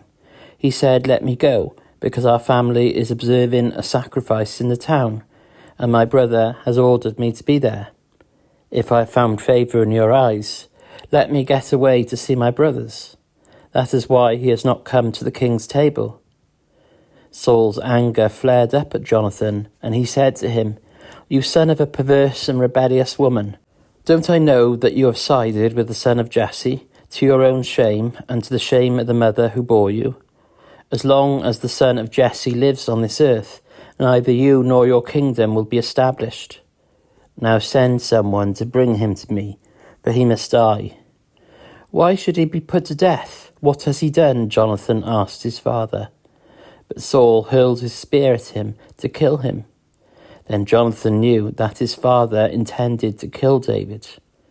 Jonathan got up from the table in fierce anger. On that second day of the feast, he did not eat because he was grieved at his father's shameful treatment of David. In the morning, Jonathan went out to the field for his meeting with David. He had a small boy with him, and he said to the boy, "Run and find the arrows I shoot." As the boy ran, he shot an arrow beyond him. When the boy came to the place where Jonathan's arrow had fallen, Jonathan called out after him, "Isn't the arrow beyond you?" Then he shouted, "Hurry, go quickly, don't stop." The boy picked up the arrow and returned to his master. The boy knew nothing about all this, only Jonathan and David knew. Then Jonathan gave his weapons to the boy and said, "Go, carry them back to town." After the boy had gone, David got up from the south side of the stone and bowed down before Jonathan 3 times, with his face to the ground. Then they kissed each other and wept together. But David wept the most. Jonathan said to David, "Go in peace, for we have sworn friendship with each other in the name of the Lord, saying, 'The Lord is witness between you and me, and between your descendants and my descendants forever.'" Then David left, and Jonathan went back to the town. Chapter 21. David went to Nob, to Ahimelech the priest. Ahimelech trembled when he met him and asked, "Why are you alone? Why is no one with you?" David answered Ahimelech the priest, saying, "The king sent me on a mission and said to me, 'No one is to know anything about the mission I am sending you on. As for my men, I have told them to meet me at a certain place. Now then, what do you have on hand? Give me 5 loaves of bread, or whatever you can find." But the priest answered David, "I don't have any ordinary bread on hand. However, there is some consecrated bread here, provided the men have kept themselves from women." David replied, "Indeed, women have been kept from us, as usual, whenever I set out. The men's bodies are holy, even on missions that are not holy. How much more so today?" So the priests gave him the consecrated bread, since there was no bread there except the bread of the presence that had been removed from before the Lord and replaced by hot bread on the day it was taken away. Now one of Saul's servants was there that day, detained before the Lord. He was Doeg the Edomite, Saul's chief shepherd. David asked Ahimelech, "Don't you have a spear or sword here?" "I haven't brought my sword or any other weapon, because the king's mission was urgent." The priest replied, "The sword of Goliath the Philistine, whom you killed in the valley of Elah, is here. It is wrapped in a cloth behind the ephod. If you want it, take it. There is no sword here but that one." David said, "There is none like it. Give it to me." That day David fled from Saul and went to Achish, king of Gath. But the servants of Achish said to him, "Isn't this David, the king of the land? Isn't he the one they sing about in their dances? Saul has slain his thousands, and David his tens of thousands." David took these words to heart, and was very much afraid of Achish, king of Gath. So he pretended to be insane in their presence, and while he was in their hands, he acted like a madman, making marks on the doors of the gate, and letting saliva run down his beard. Achish said to his servants, "Look at the man, he is insane. Why bring him to me? Am I so short of madmen that you have to bring this fellow here to carry on like this in front of me? Must this man come into my house?" Chapter 22. David left Gath and escaped to the cave of Adullam. When his brothers and his father's household heard about it, they went down to him there. All those who were in distress or in debt or discontented gathered around him, and he became their commander. About 400 men were with him. From there David went to Mizpah in Moab and said to the king of Moab, "Would you let my father and mother come and stay with you until I learn what God will do for me?" So he left them with the king of Moab, and they stayed with him as long as David was in the stronghold. But the prophet Gad said to David, "Do not stay in the stronghold. Go into the land of Judah." So David left and went to the forest of Hereth. Now Saul heard that David and his men had been discovered, and Saul was seated spear in hand under the tamarisk tree on the hill at Gibeah, with all his officials standing at his side. He said to them, "Listen, men of Benjamin, will the son of Jesse give all of you fields and vineyards? Will he make all of you commanders of thousands and commanders of hundreds? Is that why you have all conspired against me? No one tells me when my son makes a covenant with the son of Jesse. None of you is concerned about me, or tells me that my son has incited my servant to lie in wait for me, as he does today." But Doeg the Edomite, who was standing with Saul's officials, said, "I saw the son of Jesse come to Ahimelech, son of Ahitub, at Nob. Ahimelech inquired of the Lord for him. He also gave him provisions and the sword of Goliath the Philistine." Then the king sent for the priest Ahimelech, son of Ahitub, and all the men of his family, who were the priests at Nob, and they all came to the king. Saul said, "Listen now, son of Ahitub." "Yes, my lord," he answered. Saul said to him, "Why have you conspired against me, you and the son of Jesse, giving him bread and a sword, and inquiring of God for him, so that he has rebelled against me, and lies in wait for me, as he does today?" Ahimelech answered the king, "Who of all your servants is as loyal as David, the king's son-in-law, captain of your bodyguard, and highly respected in your household? Was that day the first time I inquired of God for him? Of course not. Let not the king accuse your servant or any of his father's family, for your servant knows nothing at all about this whole affair." But the king said, "You will surely die, Ahimelech, you and your whole family." Then the king ordered the guards at his side, "Turn and kill the priests of the Lord, because they too have sided with David." They knew he was fleeing, yet they did not tell me. But the king's officials were unwilling to raise a hand to strike the priests of the Lord. The king then ordered Doeg, "You turn and strike down the priests." So Doeg the Edomite turned and struck them down. That day he killed 85 men who wore the linen ephod. He also put to the sword Nob, the town of the priests, with its men and women, its children and infants, and its cattle, donkeys, and sheep. But one son of Ahimelech, son of Ahitub, named Abiathar, escaped and fled to join David. He told David that Saul had killed the priests of the Lord.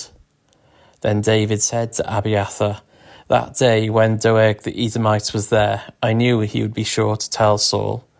I am responsible for the death of your whole family. Stay with me, don't be afraid. The man who wants to kill you is trying to kill me too. You will be safe with me. Chapter 23. When David was told, "Look, the Philistines are fighting against Keilah and are looting the threshing floors," he inquired of the Lord, saying, "Shall I go and attack these Philistines?" The Lord answered him, "Go, attack the Philistines and save Keilah." But David's men said to him, "Here in Judah we are afraid. How much more then if we go to Keilah against the Philistine forces?" Once again David inquired of the Lord, and the Lord answered him, "Go down to Keilah, for I am going to give the Philistines into your hand." So David and his men went to Keilah, fought the Philistines, and carried off their livestock.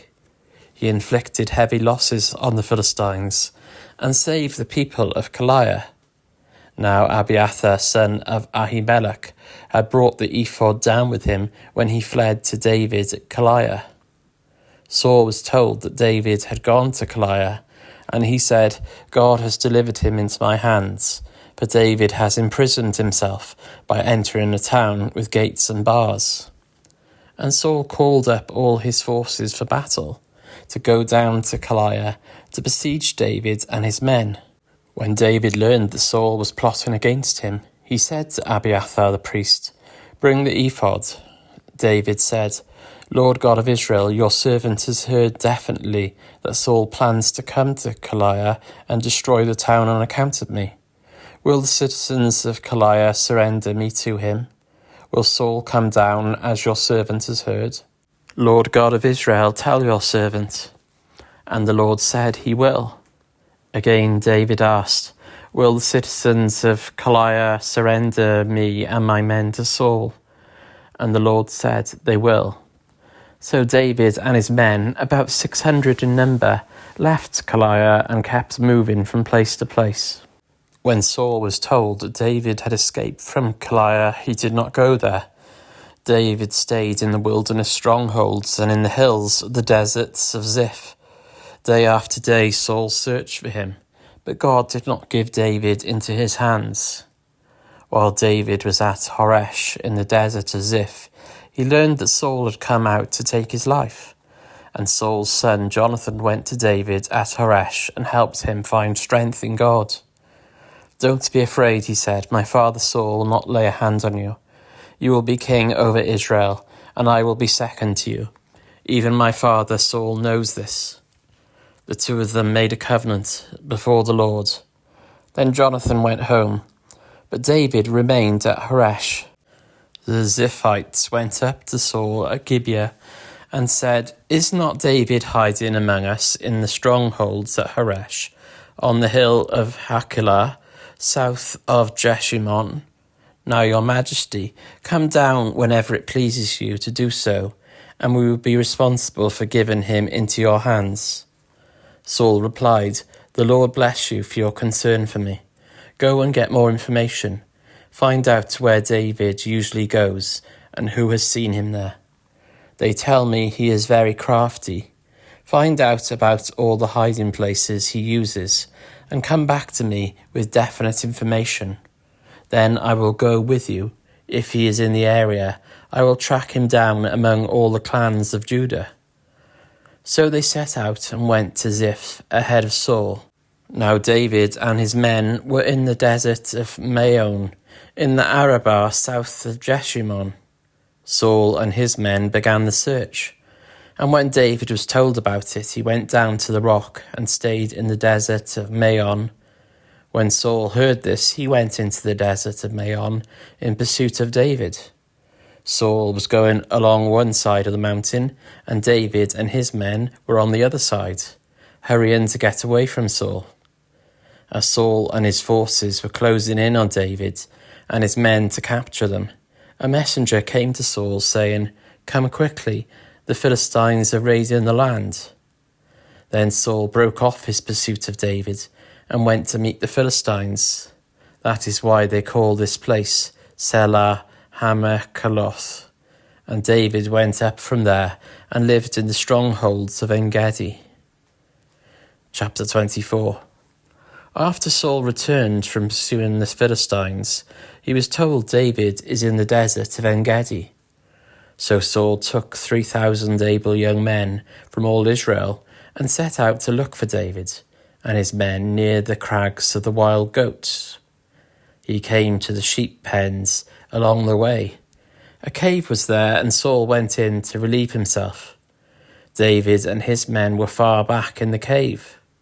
The men said, "This is the day the Lord spoke of when he said to you, 'I will give your enemy into your hands, for you to deal with as you wish.'" Then David crept up unnoticed and cut off a corner of Saul's robe. Afterward, David was conscience-stricken for having cut off a corner of his robe. He said to his men, "The Lord forbid that I should do such a thing to my master, the Lord's anointed, or lay my hand on him, for he is the anointed of the Lord." With these words, David sharply rebuked his men and did not allow them to attack Saul. And Saul left the cave and went his way. Then David went out to the cave and called out to Saul, "My lord the king." When Saul looked behind him, David bowed down and prostrated himself with his face to the ground. He said to Saul, "Why do you listen when men say David is bent on harming you? This day you have seen with your own eyes how the Lord delivered you into my hands in the cave. Some urged me to kill you, but I spared you. I said, I will not lay my hands on my Lord, because he is the Lord's anointed.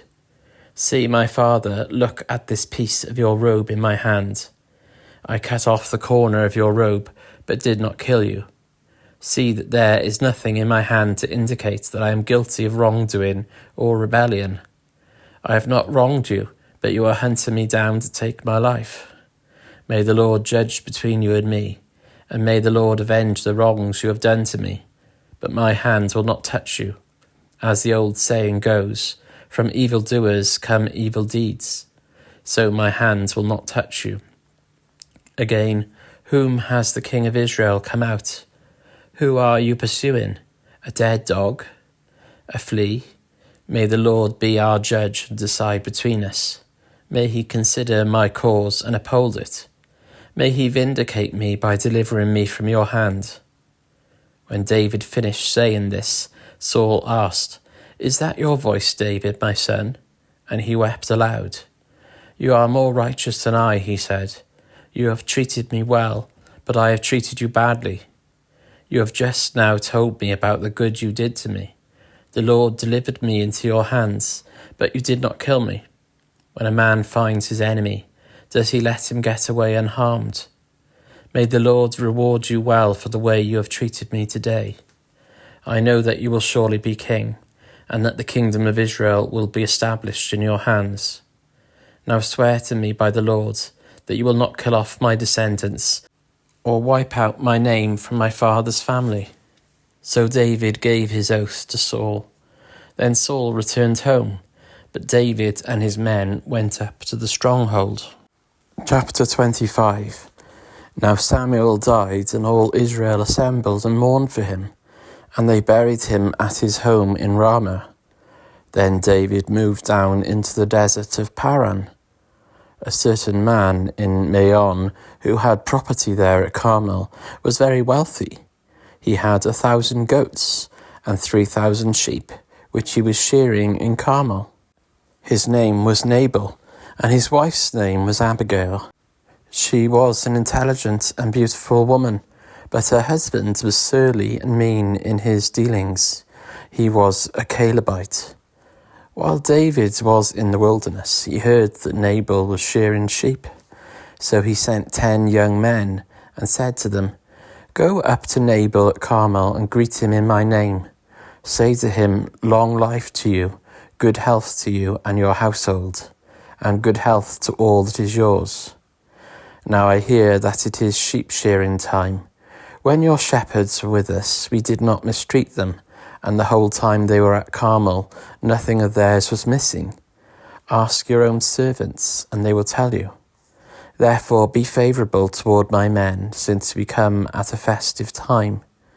Please give your servants and your son David whatever you can find for them." When David's men arrived, they gave Nabal this message in David's name. Then they waited. Nabal answered David's servants, "Who is this David? Who is this son of Jesse? Many servants are breaking away from their masters these days. Why should I take my bread and water and the meat I have slaughtered for my shearers and give it to men coming from whom knows where?" David's men turned around and went back. When they arrived, they reported every word. David said to his men, "Each of you strap on your sword." So they did, and David strapped his on as well.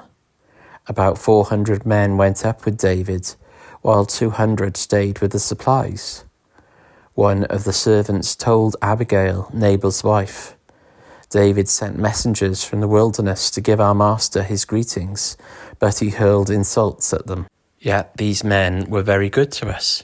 They did not mistreat us, and the whole time we were out in the fields near them, nothing was missing. Night and day they were a wall around us, the whole time we were herding our sheep near them.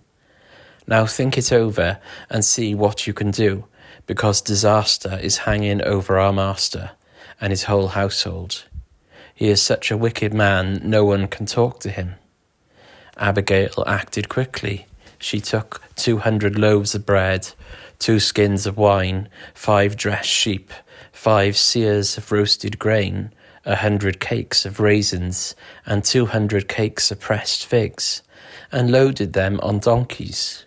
Then she told her servants, "Go on ahead, I'll follow you." But she did not tell her husband Nabal. As she came riding her donkey into a mountain ravine, there was David and his men descending towards her. And she met them. David had just said, "It's been useless, all my watching over this fellow's property in the wilderness, so that nothing of his was missing. He has paid me back evil for good. May God deal with David, be it ever so severely, if by morning I leave alive one male of all who belong to him." When Abigail saw David, she quickly got off her donkey and bowed down before David with her face to the ground. She fell at his feet and said, "Pardon your servant, my lord, and let me speak to you. Hear what your servant has to say. Please pay no attention, my lord, to that wicked man Nabal. He is just like his name. His name means fool, and folly goes with him. And as for me, your servant, I did not see the men my lord sent. And now, my lord, as surely as the Lord your God lives, and as you live, since the Lord has kept you from bloodshed, and from avenging yourself with your own hands, may your enemies and all who are intent on harming my lord be like Nabal. And let this gift which your servant has brought to my lord be given to the men who follow you. Please forgive your servant's presumption. The Lord your God will certainly make a lasting dynasty for my lord, because you fight the Lord's battles, and no wrongdoing will be found in you as long as you live. Even though someone is pursuing you to take your life, the life of my lord will be bound securely in the bundle of the living by the Lord your God.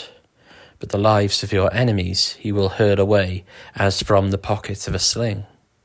When the Lord has fulfilled for my lord every good thing he promised concerning him, and has appointed him ruler over Israel, my lord will not have on his conscience the staggering burden of needless bloodshed, or of having avenged himself. And when the Lord your God has brought my lord success, remember your servant." David said to Abigail, "Praise be to the Lord, the God of Israel, who has sent you today to meet me. May you be blessed for your good judgment, and for keeping me from bloodshed this day, and from avenging myself with my own hands. Otherwise, as surely as the Lord, the God of Israel, lives, who has kept me from harming you, if you had not come quickly to meet me, not one male belonging to Nabal would have been left alive by daybreak." Then David accepted from her hand what she had brought, and said, "Go home in peace. I have heard your words and granted your request." When Abigail went to Nabal, he was in the house holding a banquet like that of a king. He was in high spirits and very drunk, so she told him nothing at all until daybreak. Then in the morning, when Nabal was sober, his wife told him all these things, and his heart failed him, and he became like a stone. About 10 days later, the Lord struck Nabal, and he died. When David heard that Nabal was dead, he said, "Praise be to the Lord, who has upheld my cause against Nabal for treating me with contempt. He has kept his servant from doing wrong, and has brought Nabal's wrongdoing down on his own head." Then David sent word to Abigail, asking her to become his wife. His servants went to Carmel and said to Abigail, "David has sent us to you to take you to become his wife." She bowed down with her face to the ground and said, "I am your servant, and I am ready to serve you and wash the feet of my Lord's servants." Abigail quickly got on a donkey, and attended by her 5 female servants, went with David's messengers and became his wife. David had also married Ahinoam of Jezreel, and they both were his wives. But Saul had given his daughter Michal, David's wife, to Paltiel, son of Laish, who was from Galim. Chapter 26. The Ziphites went to Saul at Gibeah and said, "Is not David hiding on the hill of Halkilah, which faces Jeshimon?" So David went down to the desert of Ziph with his 3,000 select Israelite troops to search there for David. Saul made his camp beside the road on the hill of Hakilah, facing Jeshimon, but David stayed in the wilderness. When he saw that Saul had followed him there, he sent out scouts and learned that Saul had definitely arrived. Then David set out and went to the place where Saul had camped. He saw where Saul and Abner, son of Ner, the commander of the army, had lain down. Saul was lying inside the camp, with the army encamped around him.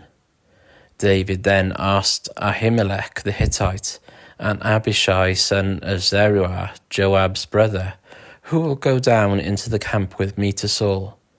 "I'll go with you," said Abishai. So David and Abishai went to the army by night, and there was Saul lying asleep inside the camp, with his spear stuck in the ground near his head. Abner and the soldiers were lying around him. Abishai said to David, "Today God has delivered your enemy into your hands. Now let me pin him to the ground with one thrust of the spear. I won't strike him twice." But David said to Abishai, "Don't destroy him. Who can lay a hand on the Lord's anointed and be guiltless? As surely as the Lord lives," he said, "the Lord himself will strike him, or his time will come and he will die, or he will go into battle and perish. But the Lord forbids that I should lay a hand on the Lord's anointed.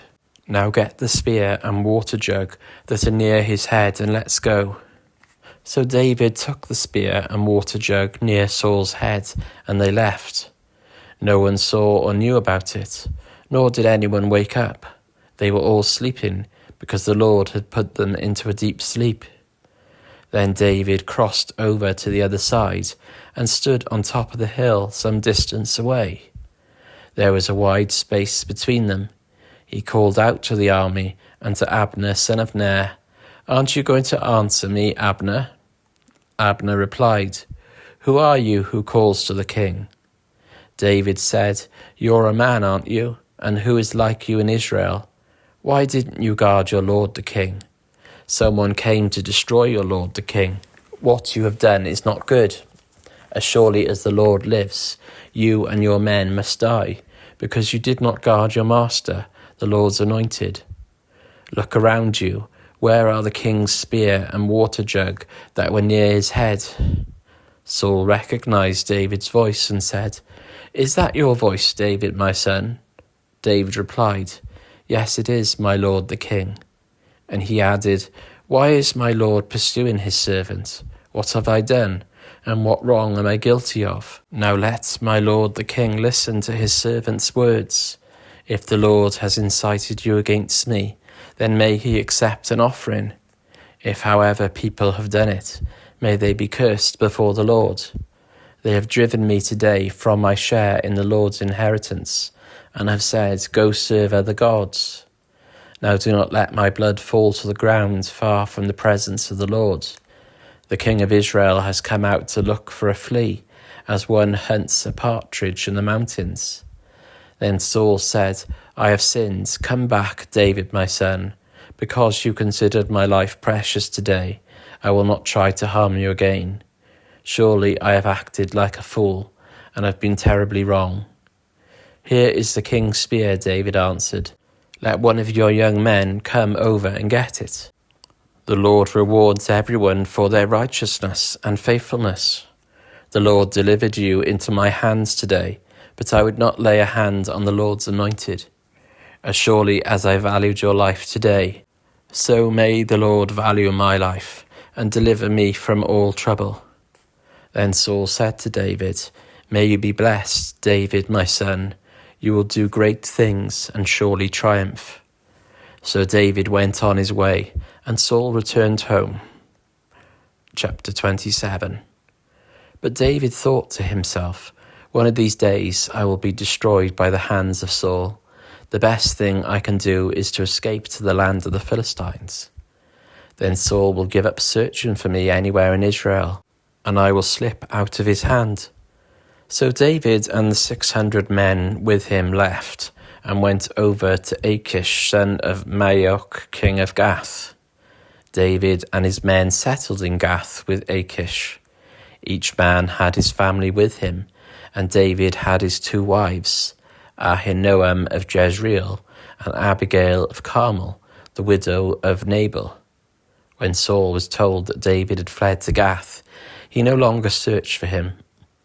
Then David said to Achish, "If I have found favour in your eyes, let a place be assigned to me in one of the country towns that I may live there.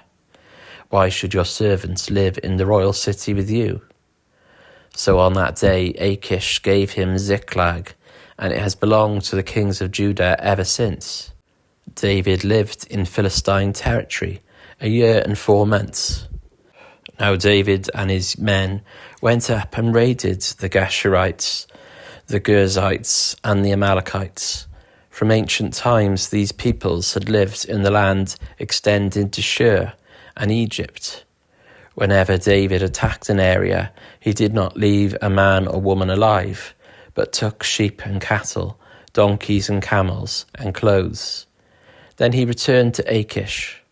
When Achish asked, "Where did you go raiding today?" David would say, "Against the Negev of Judah, or against the Negev of Jerahmeel, or against the Negev of the Kenites." He did not leave a man or woman alive to be brought to Gath, for he thought they might inform on us and say, "This is what David did." And such was his practice as long as he lived in Philistine territory. Achish trusted David and said to himself, "He has become so obnoxious to his people, the Israelites, that he will be my servant for life." Chapter 28. In those days the Philistines gathered their forces to fight against Israel. Achish said to David, "You must understand that you and your men will accompany me in the army."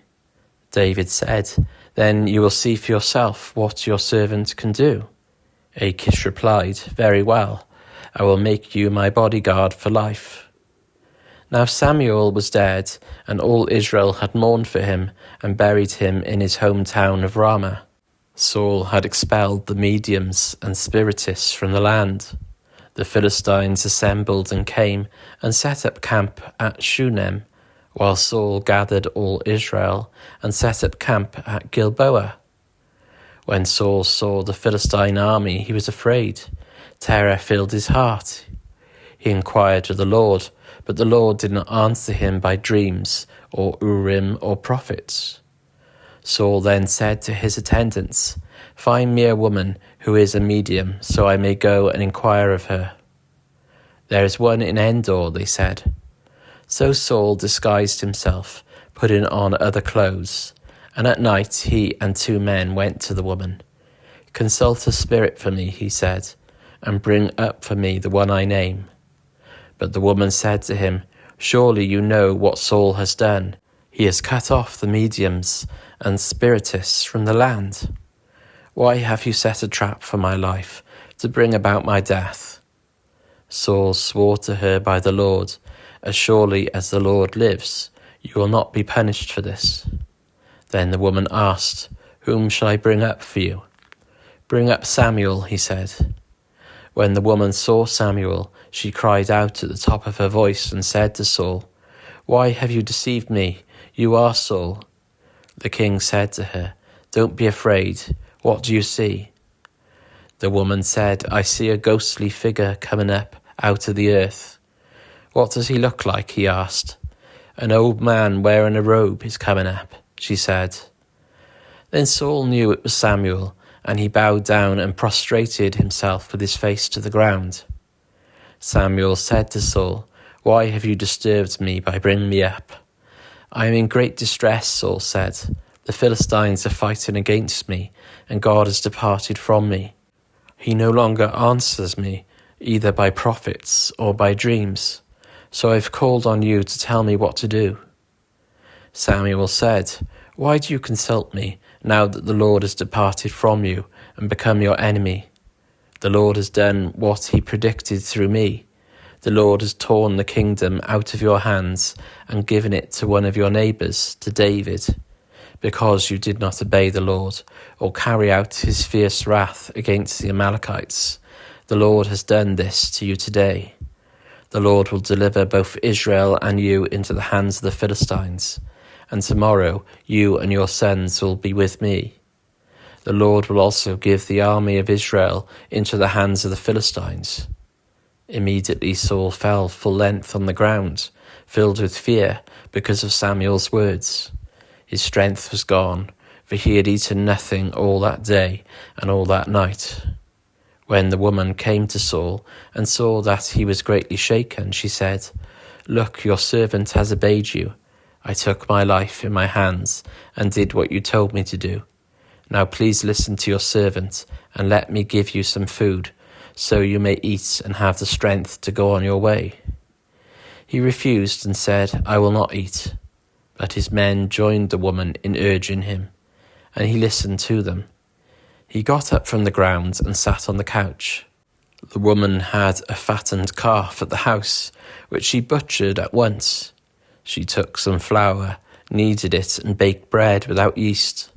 Then she set it before Saul and his men, and they ate. That same night they got up and left. Chapter 29. The Philistines gathered all their forces at Aphek, and Israel camped by the spring in Jezreel. As the Philistine rulers marched with their units of hundreds and thousands, David and his men were marching at the rear with Achish. The commanders of the Philistines asked, "What about these Hebrews?" Achish replied, "Is this not David, who was an officer of Saul, king of Israel? He has already been with me for over a year, and from the day he left Saul until now, I have found no fault in him." But the Philistine commanders were angry with Achish and said, "Send the man back, that he may return to the place you assigned him. He must not go with us into battle, or he will turn against us during the fighting. How better could he gain his master's favour than by taking the heads of our own men?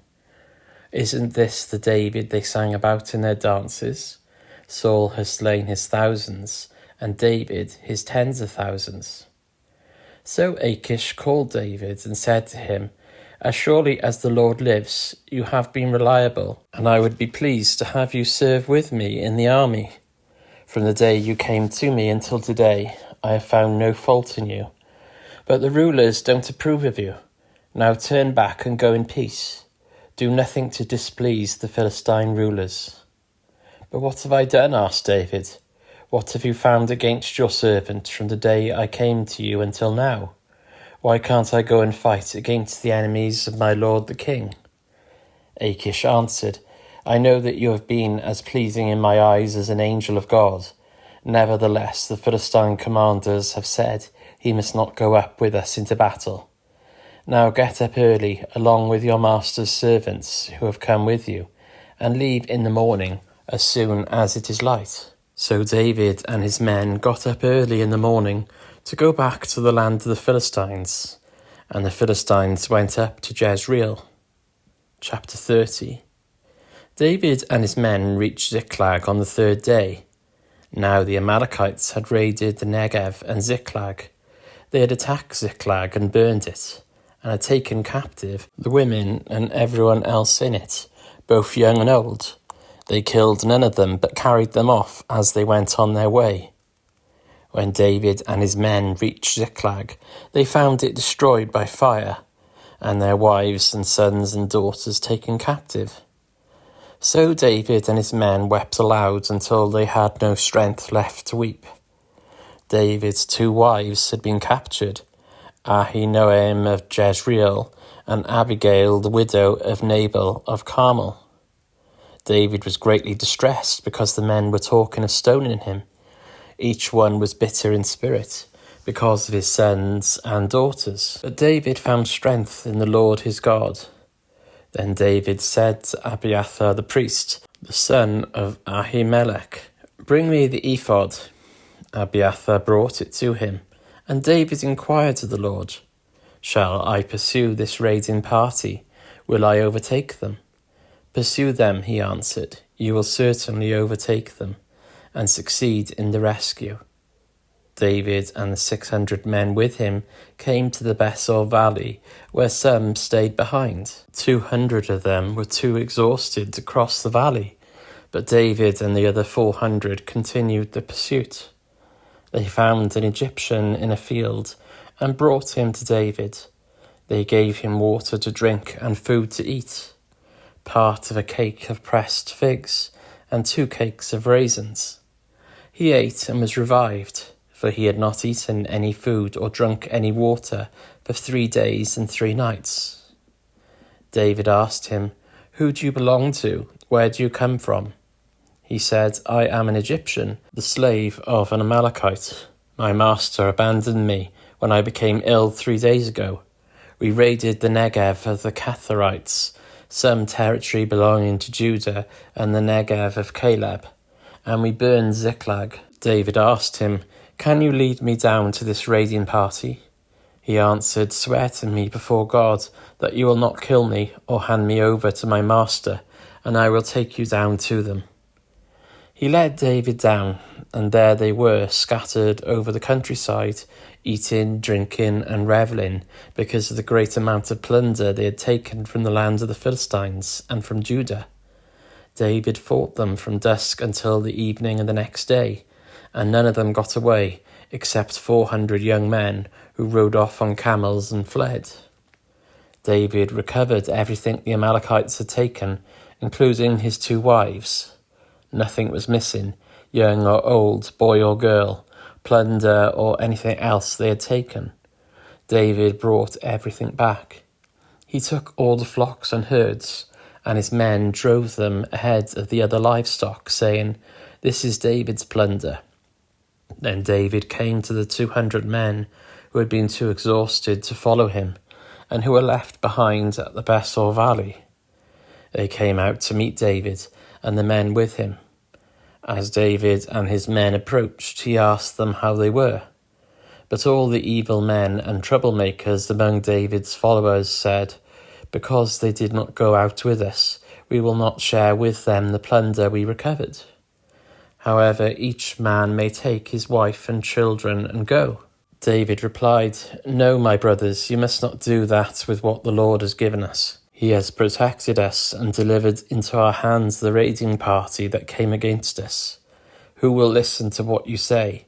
The share of the man who stayed with the supplies is to be the same as that of him who went down to the battle. All will share alike." David made this a statute, an ordinance for Israel from that day to this.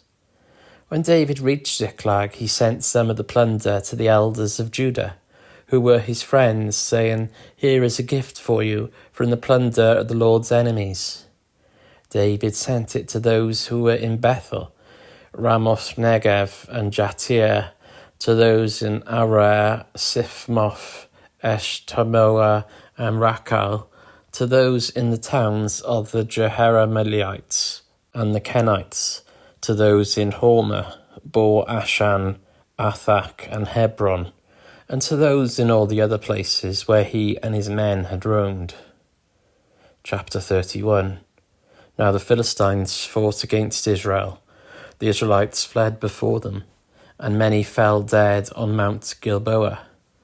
The Philistines were in hot pursuit of Saul and his sons, and they killed his sons Jonathan, Abinadab, and Malchishua. The fighting grew fierce around Saul, and when the archers overtook him, they wounded him critically. Saul said to his armor-bearer, "Draw your sword and run me through, or these uncircumcised fellows will come and run me through and abuse me."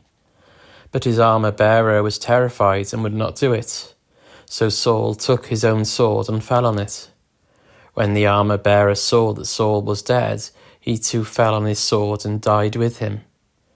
So Saul and his 3 sons and his armor-bearer and all his men died together that same day. When the Israelites along the valley and those across the Jordan saw that the Israelite army had fled, and that Saul and his sons had died, they abandoned their towns and fled, and the Philistines came and occupied them. The next day, when the Philistines came to strip the dead, they found Saul and his 3 sons fallen on Mount Gilboa. They cut off his head and stripped off his armor, and they sent messengers throughout the land of the Philistines to proclaim the news in the temple of their idols and among their people. They put his armor in the temple of the Ashtaroths and fastened his body to the wall of Beth-shan. When the people of Jabesh-Gilead heard what the Philistines had done to Saul, all their valiant men marched through the night to Beth-shan. They took down the bodies of Saul and his sons from the wall of Beth-shan and went to Jabesh, where they burned them. Then they took their bones and buried them under a tamarisk tree at Jabesh, and they fasted 7 days.